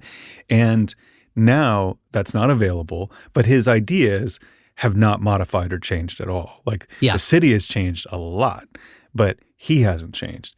And therefore, it's just like he's not interested in solving these problems. He's not interested in the details. He's not interested in providing gaiety to people who arrive at these parks like he did when Jones Beach was being designed. It just is like he has the most power he's ever had to get things done. And his disconnect with the job he's doing is so much greater that it makes like more of this just messy, thoughtless, even cruel decisions are being made. Yeah, and we'll see in later chapters, we'll see how he's really destroying people's lives through his construction of work. But there are even little things that Caro mentions here. He mentions how he uses the same design for parks in the city that he would use for parks in Long Island where people are going to drive to the parks rather than to small parks and playgrounds. So he has steps where in the city, if you're a parent with a baby, Caro says mothers because this book was written 50 years ago, but I would say parents now. If you're pushing your baby in a baby carriage or a stroller, you got to deal with all these steps because in a Long Island park, you drive your kid there in a car and you just take them out and carry them around or they walk. But in the city, you need to be pushing a carriage. And it means that it's just a small instance of these parks are not being designed for the people who are actually using them because Moses is just repeating the same things he's been doing over and over again. Much like you hear it a lot with chefs, I guess, when they open a restaurant, they're like, oh, it's just the same slate of dishes they've been doing for years. Where's the new ideas? And part of that is also you can do more whimsical stuff outside of a city than you can in a city. And Caro talks about how the early Central Park playgrounds, when Moses was redoing Central Park, were much more whimsical. But it meant you had all these kind of hidden spaces for animals or perverts to do what they wanted to do with the space, which was not great, which was not what needed to be done. And Caro's style throughout this section is a little repetitive, but I think in a way that's purposeful, where he is giving you slight variations on kind of similar ideas about Moses's limitations here, almost as if he is also laying down brushstroke after brushstroke, layers of paint to kind of build up this argument in your mind until by the end of the chapter, you're fully understand what he's talking about, rather than just stating it and then moving on. He's really hammering it home. And the thing that he starts to hammer home here, which we'll talk about in even more depth next episode, is that Moses is not just uninterested in individual neighborhoods and how individuals react. He's particularly personally uninterested in a certain type of person. And that person is, for lack of a better word, poor.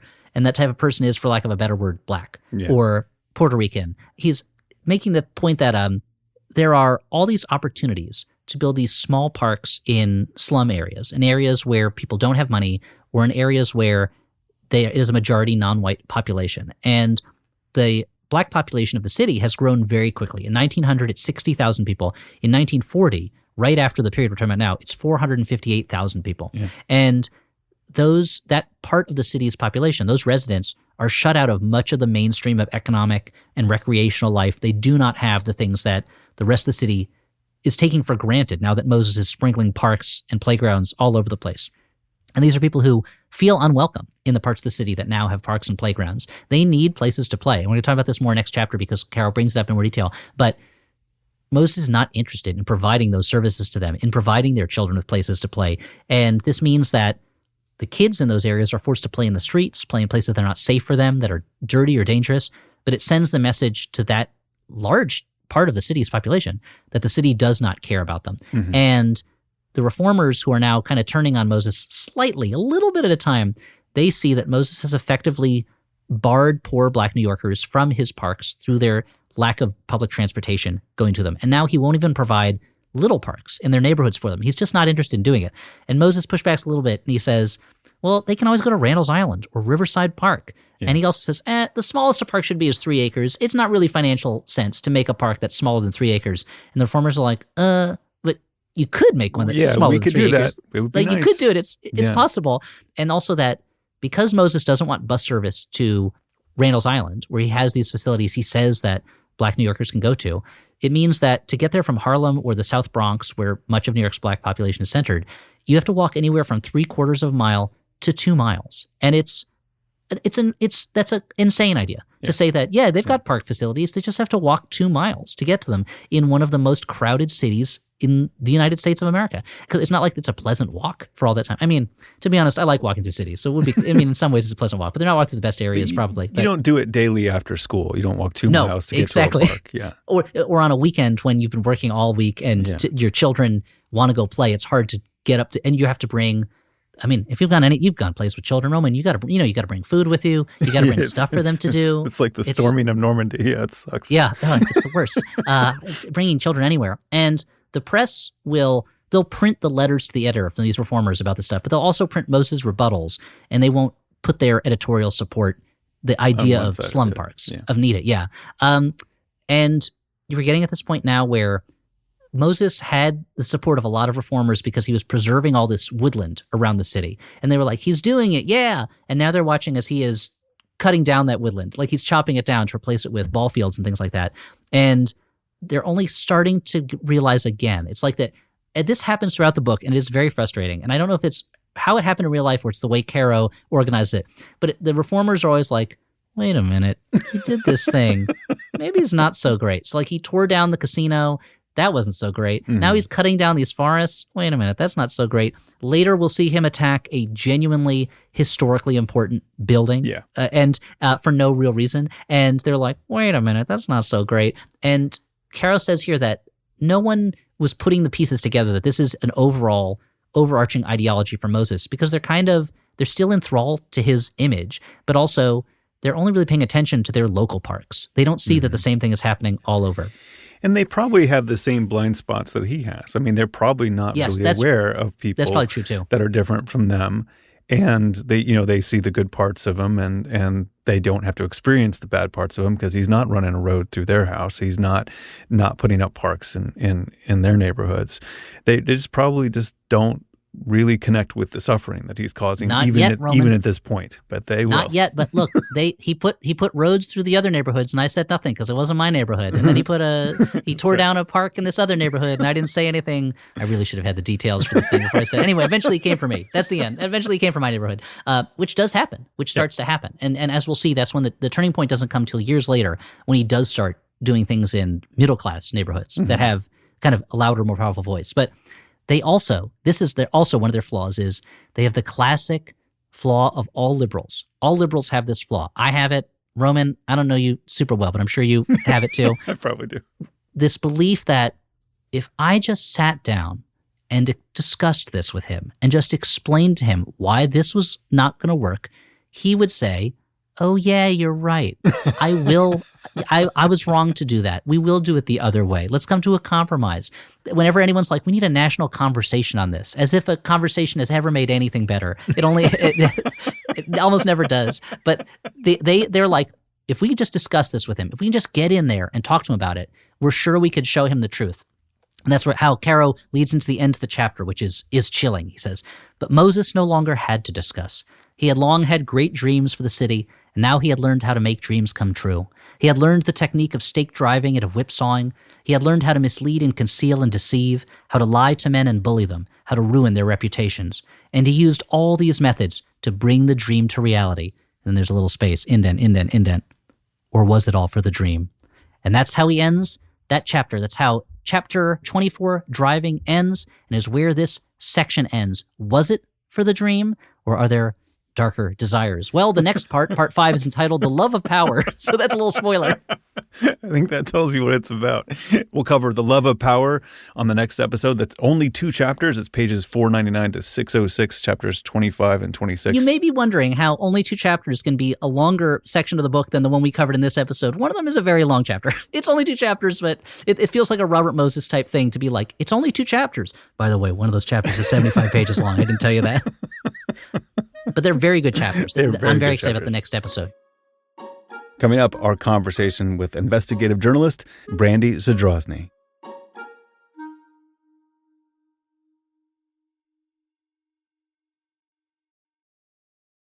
Our Power Broker Book Club guest for this week is Brandy Zadrozny. I am a reporter for NBC News. I cover misinformation, disinformation, extremism, the internet, platforms, politics, people. It sort of runs the gambit. Brandy mostly works on longer investigative pieces where her research background as a reference librarian comes in handy.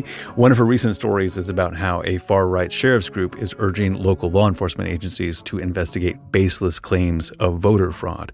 She also hosted this great podcast called Tiffany Dover is Dead about a nurse in Tennessee who passed out on live television after receiving the COVID vaccine in December of 2020 and then became the center of an anti-vax conspiracy. It's really compelling stuff and infuriating and compelling at the same time. Somehow Brandy also found time to read The Power Broker. What struck me about this book from the beginning was I knew who Robert Caro was. I had never read his books, but I know a little bit about his story. And so the very first thing is just, it's kind of, he's realizing a dream for so many of us, like the idea of turning every page is a real luxury. And so, I think he started this series because he was a reporter on Long Island, right? He was doing a story on some piece of infrastructure. And then he thought, wow, that's really strange. How did this guy amass all this power? And we have a million questions like that when doing any story, right? Yeah. But you never really get the time to keep going. You're sort of on to the next story or on to the next beat of that story. And no one has the time to turn every page. So the fact that he said, I'm going to, and did the thing for however many years it took him to do that. It's so aspirational. And then when you get in it from the very beginning, you're like, he's going to do this thing. Like there is nothing left. And it's just great. You're saying you would love to come to your editor and say, I have this story. It's amazing. And they say, how long is it going to take for you to work on the story? And you say 7 years. And for them to say, yes, go for it. And then you go and talk to your spouse and you say, okay, we're going to sell the house and we're going to get real poor for a time period. And for a long time. And then it's going to pay off because a bunch of nerds are going to talk about it 50 years later. Well, my conversation with my editor is always like, how many words do you think this is going to be, Brandy? And I'm like, 10,000. She's like, try 5. And then, you get into a place where you're like, haha, I snuck 6. And that's like a big win.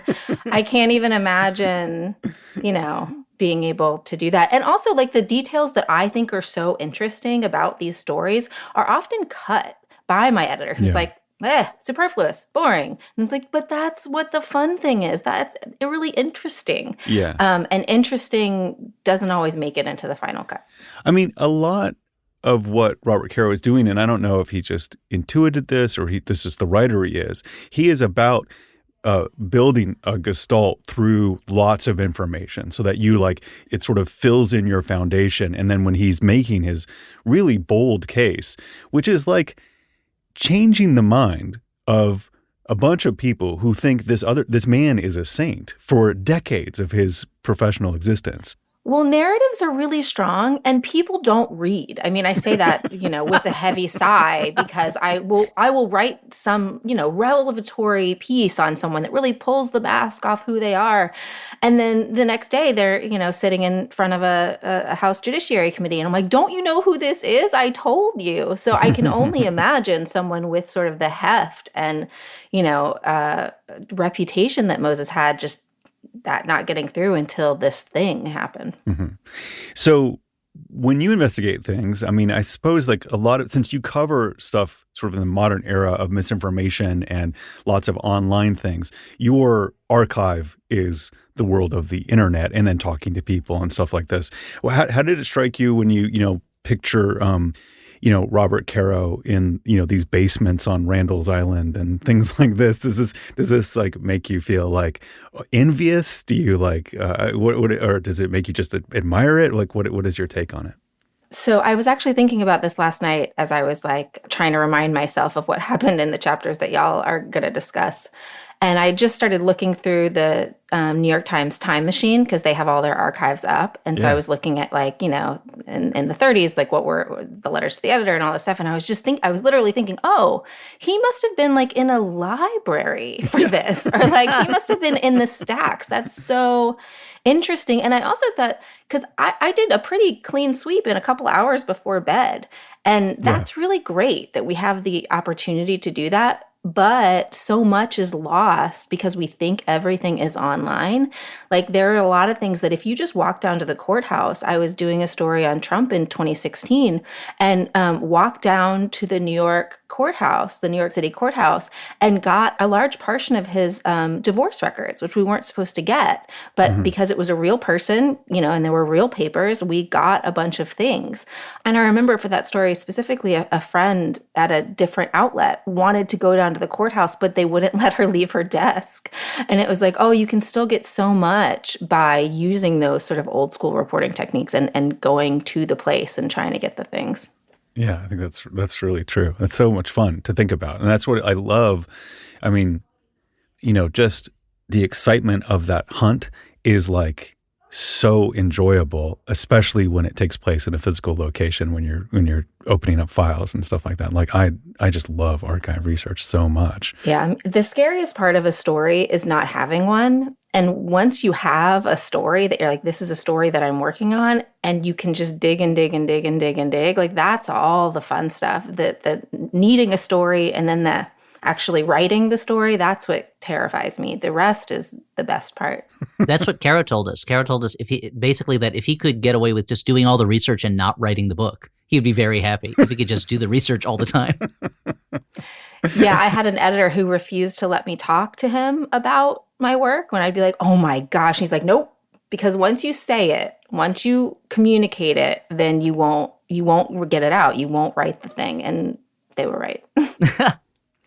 So, this episode, we talk about a lot how Moses has great success using the press to get what he wants. And the one thing, mainly things that he does is, he just puts out kind of press releases, or he has lots of, familiarity with a lot of press people. And his story becomes the story. I'm curious about this. Like when you talk or you report on sort of like how a mainstream media outlet, reports a thing, how a citizen journalist, in quotes, reports a thing. What does it strike you about like that time period and how information is spread and how the press is used in these ways? I think it still works that way for the most part. I mean, when you go to a website or when you open the paper, you're mostly reading commodity news. You're mostly reading the kind of news that like you get anywhere because a thing has happened. There is a unveiling, there is a crime, there is a, so like, and the police have told the police beat reporter about that crime. Like you get into this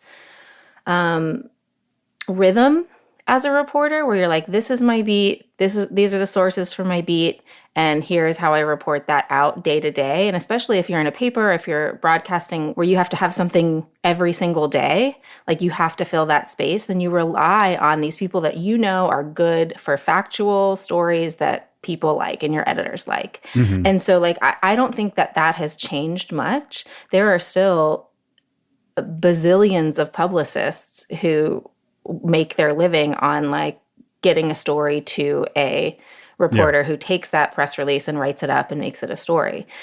So that's not very different at all. What's funny about this book and what is leading, I think, to your question is that like it feels very today, all of it. The way that he manipulates the press with these events, with leaking to them, with befriending them and bringing them to nice events like that, with the way the New York Times operates, like all of this feels very of the moment. And it's like he used it to such great effect. I mean, like, Moses in this moment has just spectacularly lost running for governor, like just is completely on his ass. And FDR concocts this Order 129 to do this sort of final blow and take him out. And Moses leaks that to the press, and it totally revives his career, which sets up the entire rest of the book. I mean, it really is like his resurrection that makes him stronger than ever. And, and that comes about because the press, just take Moses's side of this at face value. Moses seems to discover that that newspapers need material. They need things to print. And so if he can provide that in the form of press releases or leaked documents, or we're opening a park, we're opening a pool, then they're not going to say, let's double check this before we actually put it in the newspaper, Well, we love a leak. Like that is like, we love a leak. We love a whistleblower. Like, and that's just human nature, right? Because that makes a good story. Like, oh, this is secret. This is secret information that I'm giving you, like that nobody knows about. Like that is what we live for. And so like that makes sense. I think the other part of it is sort of human nature. And I try to think about this all the time about my just human biases and narrative and the way that when sources approach me, because my sources are not all good guys. Like I have sources who are literal white supremacists, right? Who are like not people that I'd want to have tea with, but who have given me information that is true and helps me explain this world that we live in right now. But when the point of that is that like when someone comes to you with a narrative, it might be like when my child comes to me, right, and says, my other child hit me, then now I'm investigating my child hit me. And that's like the narrative that has been started, right? So like Roosevelt hit me. Okay, that is what I understand the facts to be. And so I might go, as they did, to Roosevelt's team and say, why did you do this, right? But then they're on the defensive, and I've already set up that narrative. That is the narrative that I've established. And that is very, very powerful. And that it's hard to come back from that, which is why, again, like he's so good on offense and less so on defense. So I've been checking out your work, and I love your podcast, Tiffany Dover is Dead. A lot of the time it makes me really angry because I have this just complete disdain for conspiracy theorists. And then I started thinking about this book, The Power Broker. And if you take like a 30,000-foot view of this, you just squint really hard, it kind of has the vague shape of a conspiracy theory. Like instead of, infrastructure being done by committee and through goodwill and trying to make the world a better place, this is 1,300 pages of Robert Caro, convincing you that there's this man behind it all, Robert Moses, and this man has, evil intent and he did bad things.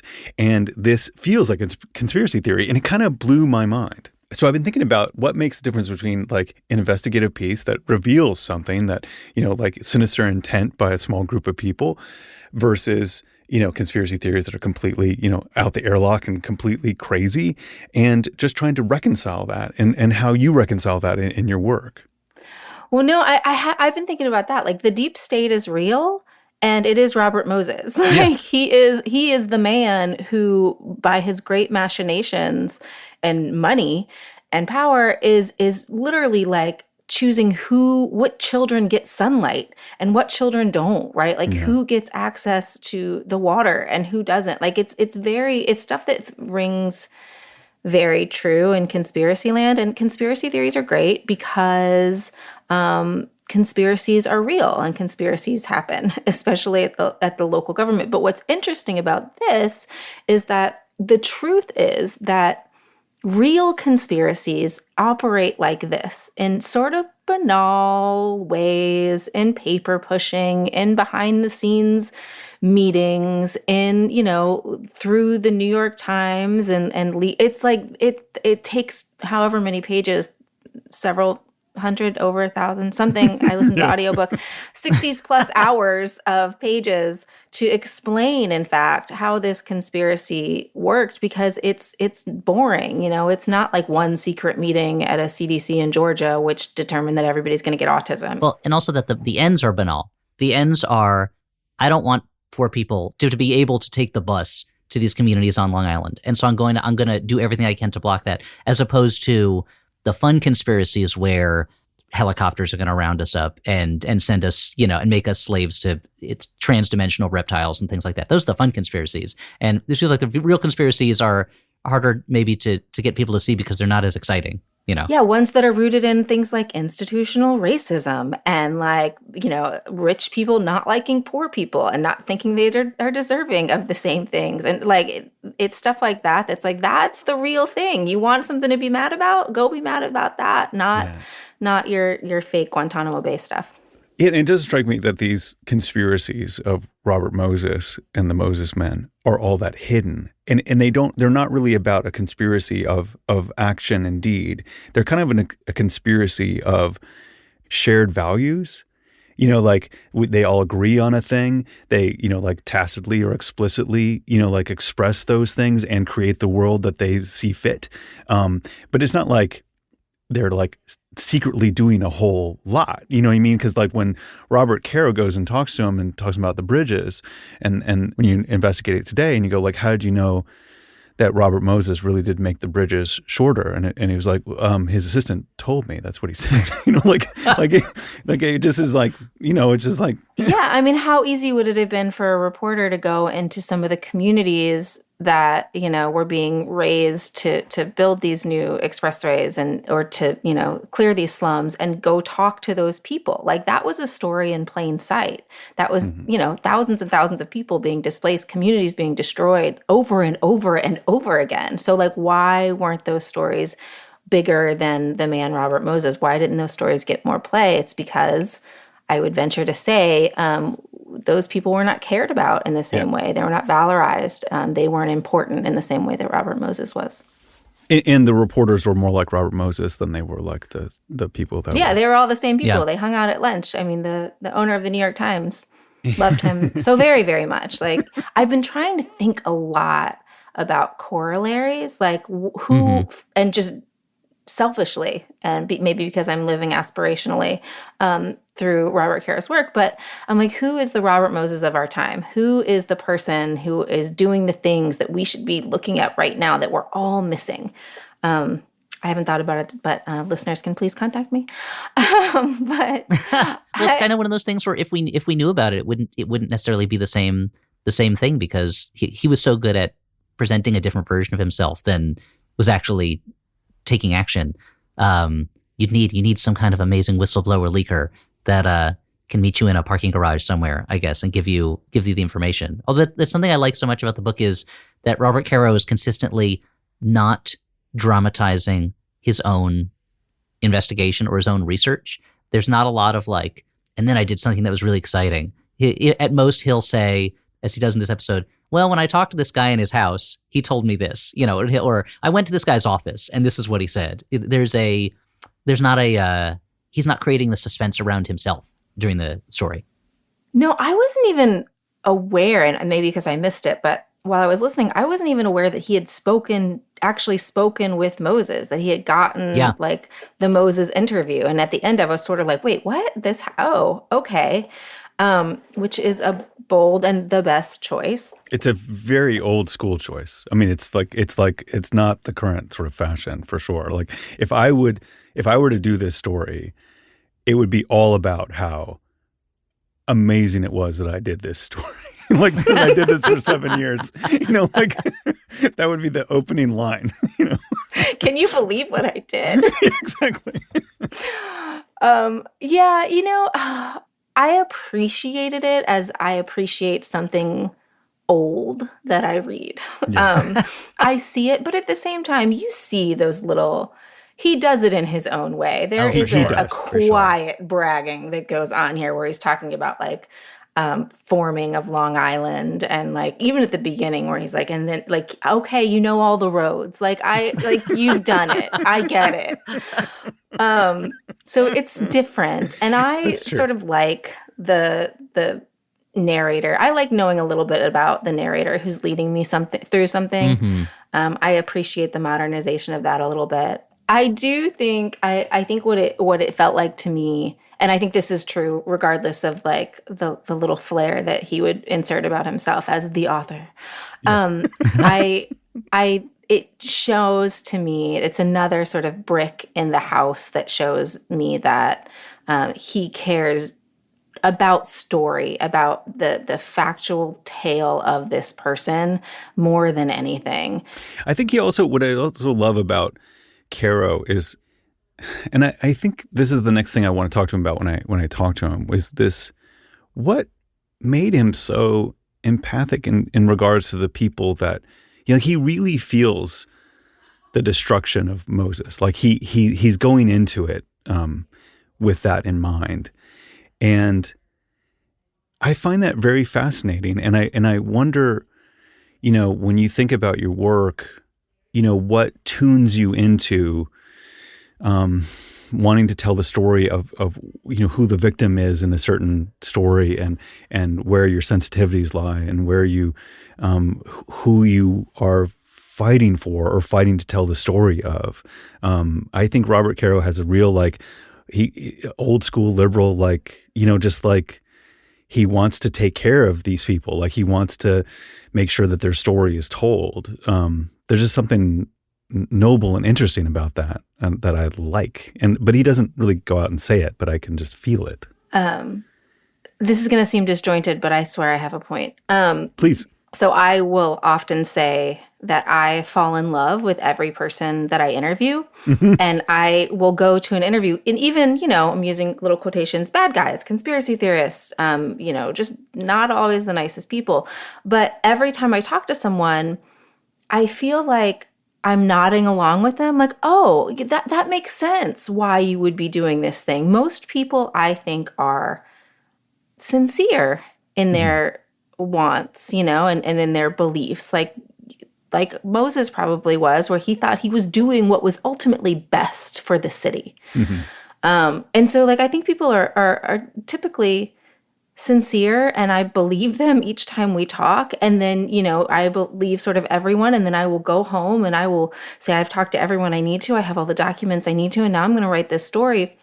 And then, after the story is written and is published, although none of the facts in it surprise anyone, the people that I speak to will, call me back and say, I'm, not so happy with the way that this came out. I felt like you really understood where I was coming from, and my point of view. But then, you were so kind to this, you were too kind to this other group, or, and so I will joke that at the end of a story, if everybody's a little mad at me, then I've probably done a good job. But I do feel there is, a certain group or a certain type of source that you do feel like, I am the only way this person is going to get this story out. Nobody seems to care about, about this group of people, about, autistic kids and their mothers who are being fed misinformation or or being scammed in this way. And so you feel an affinity for people whose voices aren't being heard. And there's so much power in the press. We have so much power to elevate certain voices. And those are always a choice. It's always a choice who we choose to elevate and how we tell this narrative. And there's a lot of responsibility that comes with that. And I got that very much, that feeling from Caro as well. Yeah, yeah. I also kind of have that issue when I interview people. I'm on board. I mean, I don't know if I don't talk to quite the extremists you do, but so it's, I don't know what that situation is like. You talk to a lot of people with extreme views about architecture. Exactly. So, but I'm always like, yeah, okay. And then I have to go back and assess it. When you take all that stuff in and then you recalibrate to form this narrative, how do you adjust that? How do you pull yourself back from the emotional sort of seduction of their passion and turn the dials to make it into what you're presenting as the truth? I mean, it's probably some sort of like emotional disability or something, but like I don't know if it's a good thing, but like I remember what's in front of my face, or like I emotionally connect with what's in front of my face right at that moment. And then when I leave, even like walking to my car, I'm like, wait a minute, that guy was full of baloney. I'm like, that's not true. Or like, I don't believe that. Why was I nodding along? Yeah. Sometimes I'll actually have like a Post-it if I'm doing like a phone interview that says, stop nodding along, like, or like, stop smiling. Because you want to connect. So much of this is about connection, but ultimately the responsibility when you get home is to say, what is real? What is the truth?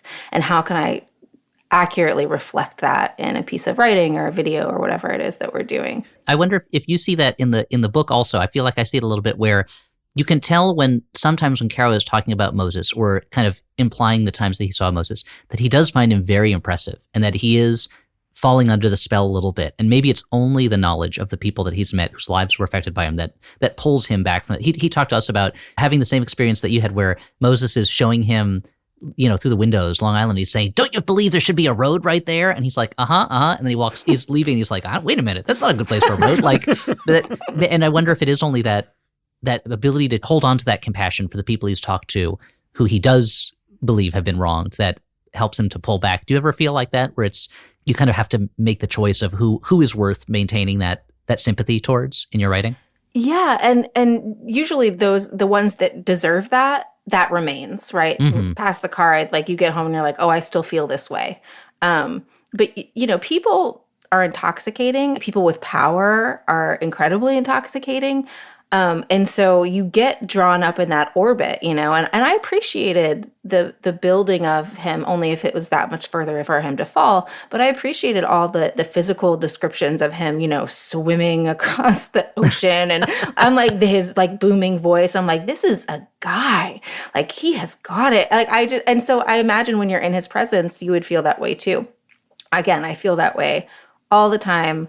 I'm a girl from Florida, Georgia. Like I went to two different states school. In one place. Yeah, I know. It's amazing. But like I'm not a New York City elite, despite what the folks who read my work sometimes would have you believe. So I'm constantly impressed by people and things. I went to visit this very fancy lawyer once, and he invited me into his office across from Lincoln Center.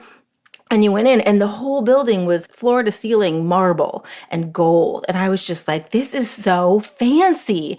And I said that, and he's like, don't say that. Like, oh, okay, I will not. So I try to like temper some of my bumpkin tendencies, but generally, like I am impressed by so much. And I do think, thank God that we have that time so much to go home and recalibrate and say, wait a minute, like you do not have to be in this person's spell. I think the thing is that there are folks in my profession who never get that moment or never take that moment to say, pause, like, who am I serving with my journalism? Am I writing about the right thing? Am I writing this the right way? Am I questioning power, or am I helping prop it up? Yeah. So you cover conspiracy theory, and a lot of that is to illuminate this world that is happening to people like me who don't buy into those conspiracy theories. But I get a sense of some of your work that you are trying to present the world as it is, or as you report it, to those believers, to just kind of maybe move them off of their comfortable spot a little bit. And what are the methods to change people's minds when it comes to sort of moving them off things that they really believe in their soul? I don't know how to change people's minds. I think I know how to write and report for people who may wander or may dip a toe into a specific conspiracy theory, which everybody believes a conspiracy theory. Like my favorite conversation at parties, which I don't go to very much anymore, but is to ask, what conspiracy theory do you believe in? And everybody, I have yet, I think, to meet one person who doesn't believe something that is probably not true. Like lots of people believe that, your cell phone is giving you ear cancer. Lots of people believe the Kennedy assassination, probably the most people. I've met some very reasonable people whose children play with my children who believe that we did not land on the moon. So, I mean, there are, I just think that there's a lot of folks out there. How you change someone's mind if they already believe something, I think that's almost impossible. What I do think works, and this is only anecdotal, so maybe there will be some research on it somewhere, but I don't know of it, but is reporting on the people behind a conspiracy theory. So either the people who are profiting from that conspiracy theory, the people who have created the conspiracy theory. So you get an idea of, if I just tell people that, vaccines aren't causing autism, they can't believe that. If I report on research that shows vaccines don't cause autism, they don't believe that. But if I report on a man named Del Bigtree who lives in Austin, Texas, and he makes an exorbitant amount of money off of this anti-vax rhetoric, spreading this lie. And here's what he buys with that, right? Here's the house that he lives in with his wife. And here are the stories about this person who, goes and travels all over the country to weaken vaccine laws. And here is him wearing a Star of David, trying to liken himself to Jews during the Holocaust. Like, here are all the things that can make you look at this man and say, I don't believe him. So that's something that I've found that I think seems to be impactful. It's almost like you are vaccinating someone against that conspiracy theory with another conspiracy that is kind of a dead conspiracy. It's not as damaging. You're like, there isn't some big conspiracy by the medical organization, the medical, whoever they are, to lie to you. It's a conspiracy by this guy and other people who are making money off of these lies. It's maybe that's effective because people are like, now I have a new thing to not like. I don't know. It's not a conspiracy; it's a plan. That's right. I mean, that's sort of like it's a kind of like Occam's razor approach to like, why do you have to have these Byzantine turns and like of who profits and who does this and why do this, and when the simplest motive of a single man getting rich off of lying, it's a pretty good one to believe, and a pretty that's a foundational text in our history as humans. So yeah, really easy story to find as a journalist. Yeah. the single dude getting rich off of a bunch of people who believe a lie. Yeah, that is interesting. And when I think about what Caro is doing here to change people's minds about this man, I think I'm trying to think of like where his interests lie and what the best story is or whatever it is. It's like a lot of people who I know, think about this book as a tale of urbanism and how cities are made. I really do think Caro, I mean, there's a reason why it's called the power broker and not the city builder, or something like that. Like, I think he's really fascinated by the same kind of personal story and using that personal story of a person who has this sort of rapacious like desire for power. And he kind of uses that to unseat him as this holy saint of the builder of things versus necessarily, like he definitely talks about the merits and the lack of merits of the things that he built. But the foundation running through it is kind of that same foundation that you talk about when you talk about your anti-vax, guy. It's like Moses didn't get rich, but Moses, got rich with power, and he's making a statement that like this, very base need of this man is the driving force for all of this stuff. And like he definitely talks about all the things that he built, but it seems like there's a parallel in that, in a way of constructing a story to change people's minds around the idea of the man and not just like refuting it idea by idea, I think that's kind of fascinating. I think it's similar. I totally believe that people only care about stories about people. Mm-hmm. Like everything else is just sort of boring. A Hey Martha story is oh my gosh, this guy did this thing. Can you believe it? Or, you need a character and without it, I think it's very, very difficult, which is why I sort of give the journalists at the time a little bit of a break, because it was hard to tell the story of Robert Moses at the time, right? Like how does an investigative journalist, like what documents can prop up an idea of like this guy has too much power, or is like power hungry or power mad, and that's what's driving it. Like that's a very hard story to tell. You need like 1,200 pages, and so it's just really difficult. Yeah, and you have to imagine. I wonder if as someone who's a working journalist, if you see it this way too, that Caro has the benefit of talking to these people many years after the events have happened, and so there's no longer the same danger necessarily. And he did have trouble getting close to Moses' circle for a while, but people don't need to worry quite as much about their livelihoods being ruined, their name being dragged through the press, and some of them might even be eager to now tell the things that they did back then in the shadows to get the credit for them or to share them. Do you ever feel like when you're interviewing people, do you ever wish like, I wish I could talk to you in the future when you'll be more eager to share this stuff with me because it won't be as much of a live issue? So we say in the biz, which is a phrase I've never said before, but we say often you want to be first or last. And either you're first to a story and it's a scoop and it's exclusive and that's how you make it, or you're, with a pack of other reporters, often trying to all tell the same story, reaching out to the same sources. And even if it is exclusive, you're right. Like in the moment, people are very hesitant to talk to you, especially in this moment, right, where people distrust the press. The mainstream media is, a dirty word for 50% of the population. It's really, really hard to do this job.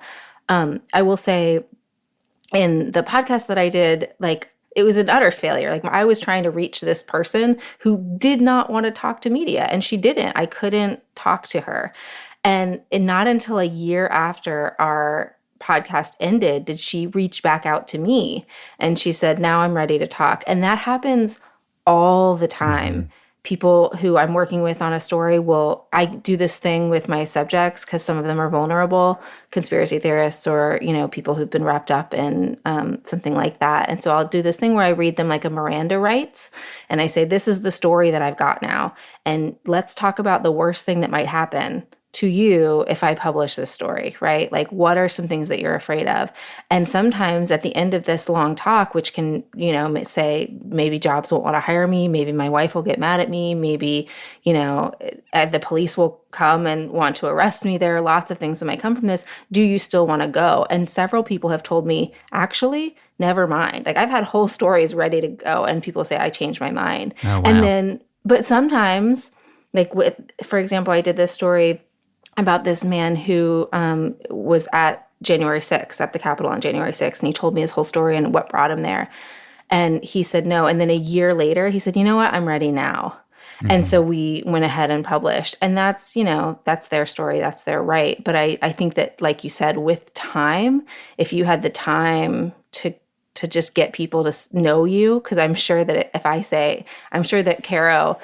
I'm sure there were examples where Caro went to someone, or maybe you can ask about him for me, but where he went to someone and they said no, and then he just kept on reporting, and then they came back to him and said, actually, I'll talk to you. Or he kept at it and, kept on their doorstep, and they said, okay, come on in, or whatever it is. But yeah, time is such a luxury. I can't imagine what you could do with it. Yeah, he really was able to go back multiple times to try people. And I mean, the ultimate version of that, as anyone knows, has read the Lyndon Johnson books knows, is he goes, well, I guess I'm going to have to live in the neighborhood that these people live in for 3 years and just let them know me as a neighbor before I can even talk to them, ask them any questions as a reporter. I saw the documentary and I was just like, this is insane. It's pretty amazing. And one of the things I love about the different volumes of the LBJ books is by the time, the second LBJ book comes out, the first one has already been out. And so he's talking to them and they'll reference the fact that they read the first book. And surprisingly, it makes them more likely to talk to him, I think. I don't know why, but it just seems to. And it's incredibly fascinating. But that is true. When you even like when I'll publish a story that's like sort of a beat story, mm-hmm. and then reach out, that just happened to me actually, and then reach out again and say, just wanted to let you know I published this story. It makes people understand that you care about the story, even if they don't necessarily agree with where you're coming at from or everything that you've written, it gives them a chance to see that you're invested and it matters in a way that you're not a fly-by-night reporter parachuting into somewhere and gonna mess up the story that you care. And then, everybody wants to tell their story. Everybody wants to talk and talk about their point of view and their lives, especially, as you get a little older, you probably want these things down for the record. So when you report on things, you report on, extremists and people who, who come back at you, or maybe not the people you actually report on, but, they're allies in some way. What is that like to be under threat from people who do not like what you say in your stories? I have a very thin skin. I am very sensitive. I cry all the time. The Republicans on the House Judiciary Committee, just a couple of weeks ago, I did this story on the weaponization of social media, this bullshit subcommittee led by Jim Jordan. And I'm allowed to say bullshit. I'm sorry. It's okay. This is a freewheeling podcast. Okay, if it's in the book, if the word is used in the book, we can use it on the podcast. So I think we're okay. Okay. So I reported on this committee, and Jim Jordan's Flack reached out to me and was just irate. And how could you, you're a joke. And so they did this 13, 14 something, this huge tweet thread about me and how awful I am. And it will not surprise you to learn that lots of people got very angry at me about that. So generally it feels bad. And that's sort of one of the nicest responses that I've had. I've had Tucker Carlson segments on about me, about how I'm the, quote, face of the fascist left. And things of that. It's very weird and nonsensical and not based in fact. So I can't explain it any further than that. But it breeds a lot of hatred and animosity. And, I am much like Robert Caro, just a simple person. No, but I'm a normal person. I have kids. I have a husband who doesn't go on the internet and doesn't understand what I do, which is great. I highly recommend doing that. But it's hard. It's really sad. I think it's really important to have a life outside of this kind of reporting. So when I close my laptop and I'm with my children or with my neighbors on my street who think I'm great, that it doesn't feel like I live in this world where bullshit artists and people who make money lying about other people, where they can get to me. I mean, there's a story that Robert Caro tells of, doing his archive research. And this is about the time where it's starting to get out that he's going to write a very critical book of Robert Moses. For a long time, people don't really know what his take is going to be, but Robert Moses cottons onto it and they figures it out. And so these people who are allied with Moses, take away the light bulbs in the basement archives so that he can't do his work. And so he just brings a light bulb instead. And I am so anti-confrontational that I'd be like, okay, that's it. I'm going to be out because someone's going to beat me up in the dark, So what makes you keep going into this fray when there's so much nastiness coming back at you for people who disagree with you? Okay, you say that, but I don't ever send things back in restaurants. I hate to complain. I don't want anyone to think I'm a mean person. If I, say I'm allergic to shellfish, now I might die. Please take it back. I'll just sit there quietly and deal with it later when I get home and eat a PB. I'll just eat a PB&J and then I'll be I'll just take it. It was delicious. I'm just not hungry anymore. Thank you. But there's something I think a lot about judge a man by his enemies. And so there is something when someone's when you have a story that's shining a light on vulnerable people or people who are being harmed, or people that just don't have a chance to tell their story. And there are people with power trying to get you to stop that. That is very electric in this way that I feel a lot how dare you? Yeah.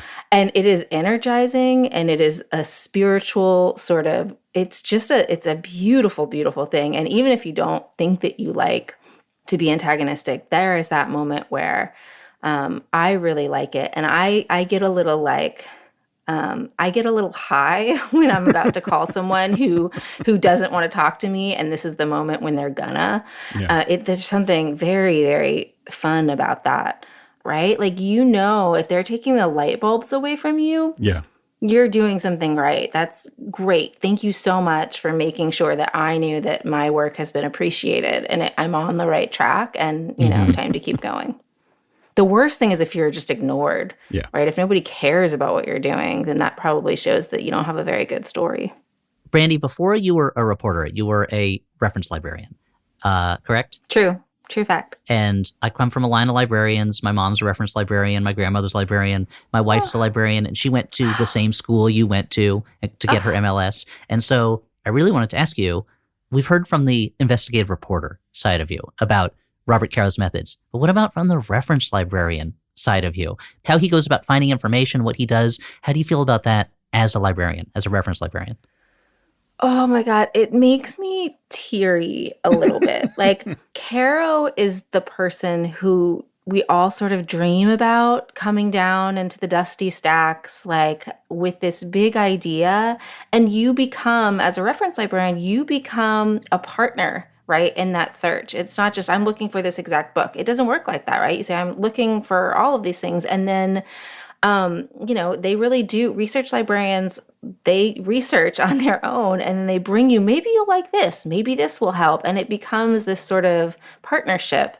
So I absolutely love that. And I thought a lot about it when we were talking earlier about, going down into the dusty stacks or whatever it is. And I spent so much time poring over, special collections at NYPL and doing that work. And there's something just so visceral and important and romantic about flipping through these pages and looking through these old boxes and the moments where you find a letter that's been sitting in a filing cabinet for, 40 years. And that moment of aha that we don't get so much in this world. And librarians are such an important part of that process. So going through all of these things and imagining sort of the librarians along the way, I have thought about that often. It's something I wonder, like my mother, when she gets a question from somebody to research, she really goes all out and she gets very excited about it and then tells me about all the things she found. And there's often a point where she is more interested in it at a certain point than the person who asked her the question in the beginning. Like she's got the information they were looking for, but she has all this more information that she wants to give them and they don't really need it. And I wonder if, maybe Robert Caro is the dream client because he comes in and the librarians could say, and we found this. And he would be like, yeah, bring me everything. Anything that I can look at, I would look at. I know my mother yearns for people to come like that to the library. I know he did a talk at, I think, the New York Historical Society or something. And I was like, oh, I want to talk to the librarians at the New York Historical Society. And I want that story. I'm sure it was kind of a magical time. So one of the reasons why we got in touch and we wanted to talk to you is when you tweeted this thing that I'd love to interrogate, which is, I just finished reading The Power Broker, and the central theme is that men are huge babies. Can you unpack that for me? What were you thinking about when you wrote that? So I was thinking about, every single time Robert Moses threatened to resign, I imagined myself leaving my body and going back in time and somehow being in the bodies of ththese men and just being like, cool. Yes. Kick rocks, friend. Yeah. Like, out the door. He's not anything. He's not, he is, but like, he's actually not, right? Like the world would be fine without you. This office would be fine without you. The swim team was fine without you, and we will survive. Get to going. And, I know it got more complicated as he amassed more power and more responsibilities and job titles later on. But like even then, I think it's almost like quitting a job, right? Like you feel like, oh, I could never do it. This is what I do forever. And then you quit and you're like, oh, I could just do that the whole time. But yeah, I couldn't believe that he was able to offer his resignation so many times and that nobody took him up on it. It just irked me so much. It drives me crazy. What a big baby. I mean, I've been around men like this, and I'm sorry, it's always men, but who do this sort of thing. And I'm just like, get away, like grow up. Anyway, so yeah, that was I think that's my experience of like when my passions are like lit up the most in the book is every one of those resignations, because you just wish you could go back in time and just like take over the body of Fiorello LaGuardia and say, these are like mayors. Yeah, like exactly. You're the mayor. It's like, you got you're it, the no governor. problem. You run a city. Like, Yeah. come Yeah. on, find it. Well, and especially in this episode too, that it always strikes me that Moses is a huge baby, but also that Roosevelt has so much going on with him, and he's still like, got to get rid of Moses. I just can't miss this opportunity to take him out. And it's like, you should be on a higher level at this point. You're the president of the United States. Trying to like, fix why the do you care? depression. Like, Yeah. The depression is going on. It looks like there's going to be a war in Europe. Like, you could forget about this guy you used to not like, who's in charge of the parks in the New York area. Like, but he can't do it. oh He's my just God. can't let go. Never underestimate people's ability to be petty. It's amazing. Well, this is great. It's been so much fun talking with you, Brandy. I really appreciate you coming on and being part of the book club. Oh my God, it's my absolute pleasure. I will be with y'all for remaining episodes, and thank you so much. Thank you for joining us on this month's episode of the 99% Invisible Breakdown of The Power Broker. Next month, we'll be back with Part 5, The Love of Power. We're covering chapters 25 and 26 next month. That's pages 499 through 606 in my book. And, hey, look, if you're tired of learning things and just want to hear a bunch of nonsense, why not check out my other podcast, The Flophouse? I promise you will learn nothing. And if you want to read about an ancient Greek hero having adventures, why not try my new Hercules comic book series from Dynamite, even less related to what we're talking about today than The Flophouse is. There's a lot of great discussion going on our Discord. To join in, the link is on our website, or go to discord.gg/99pi. And if for some reason you're just joining us for these Power Broker breakdowns and not listening to the regular show, 99% Invisible, I really urge you to check it out. One of our producers, Losh Madon, went to India and filed this amazing story called Towers of Silence that I just want everyone in the world to check out. So if you don't listen to all the different 99% Invisible episodes already, take some time and listen to one or two of them now, and I think you'll like it. The 99% Invisible Breakdown of The Power Broker is produced by Isabel Angel, edited by Committee, music by Swan Real, mixed by Dara Hirsch. 99% Invisible's executive producer is Kathy Tu. Our senior editor is Delaney Hall. Kurt Kolstad is the digital director. The rest of the team includes Sarah Bake, Chris Berube, Jason DeLeon, Emmett Fitzgerald, Gabriela Gladney, Martine Gonzalez, Christopher Johnson, Vivian Leigh, Lasha Madon, Jacob Maldonado Medina, Kelly Prime, Joe Rosenberg, Nina Patak, and me, Roman Mars. The 99% Invisible logo was created by Stefan Lawrence. The art for this series was created by Aaron Nestor. We are part of the Stitcher and SiriusXM podcast family, now headquartered 6 blocks north in the Pandora building in beautiful Uptown, Oakland, California. You can find the show on all the usual social media sites, as well as our own Discord server, where we talk about the Power Broker, architecture, movies, music, all kinds of good stuff. It's where I'm hanging out the most these days. You can find a link to the Discord server, as well as every past episode of 99PI at 99pi.org. Sometimes when I interview people and they're Southern, my Southern accent comes out, just to, like build some affinity. Do you ever do that? Okay. Do I have a Southern accent? Yes, I do. Have I maybe whipped it out a little sooner than it would have naturally come?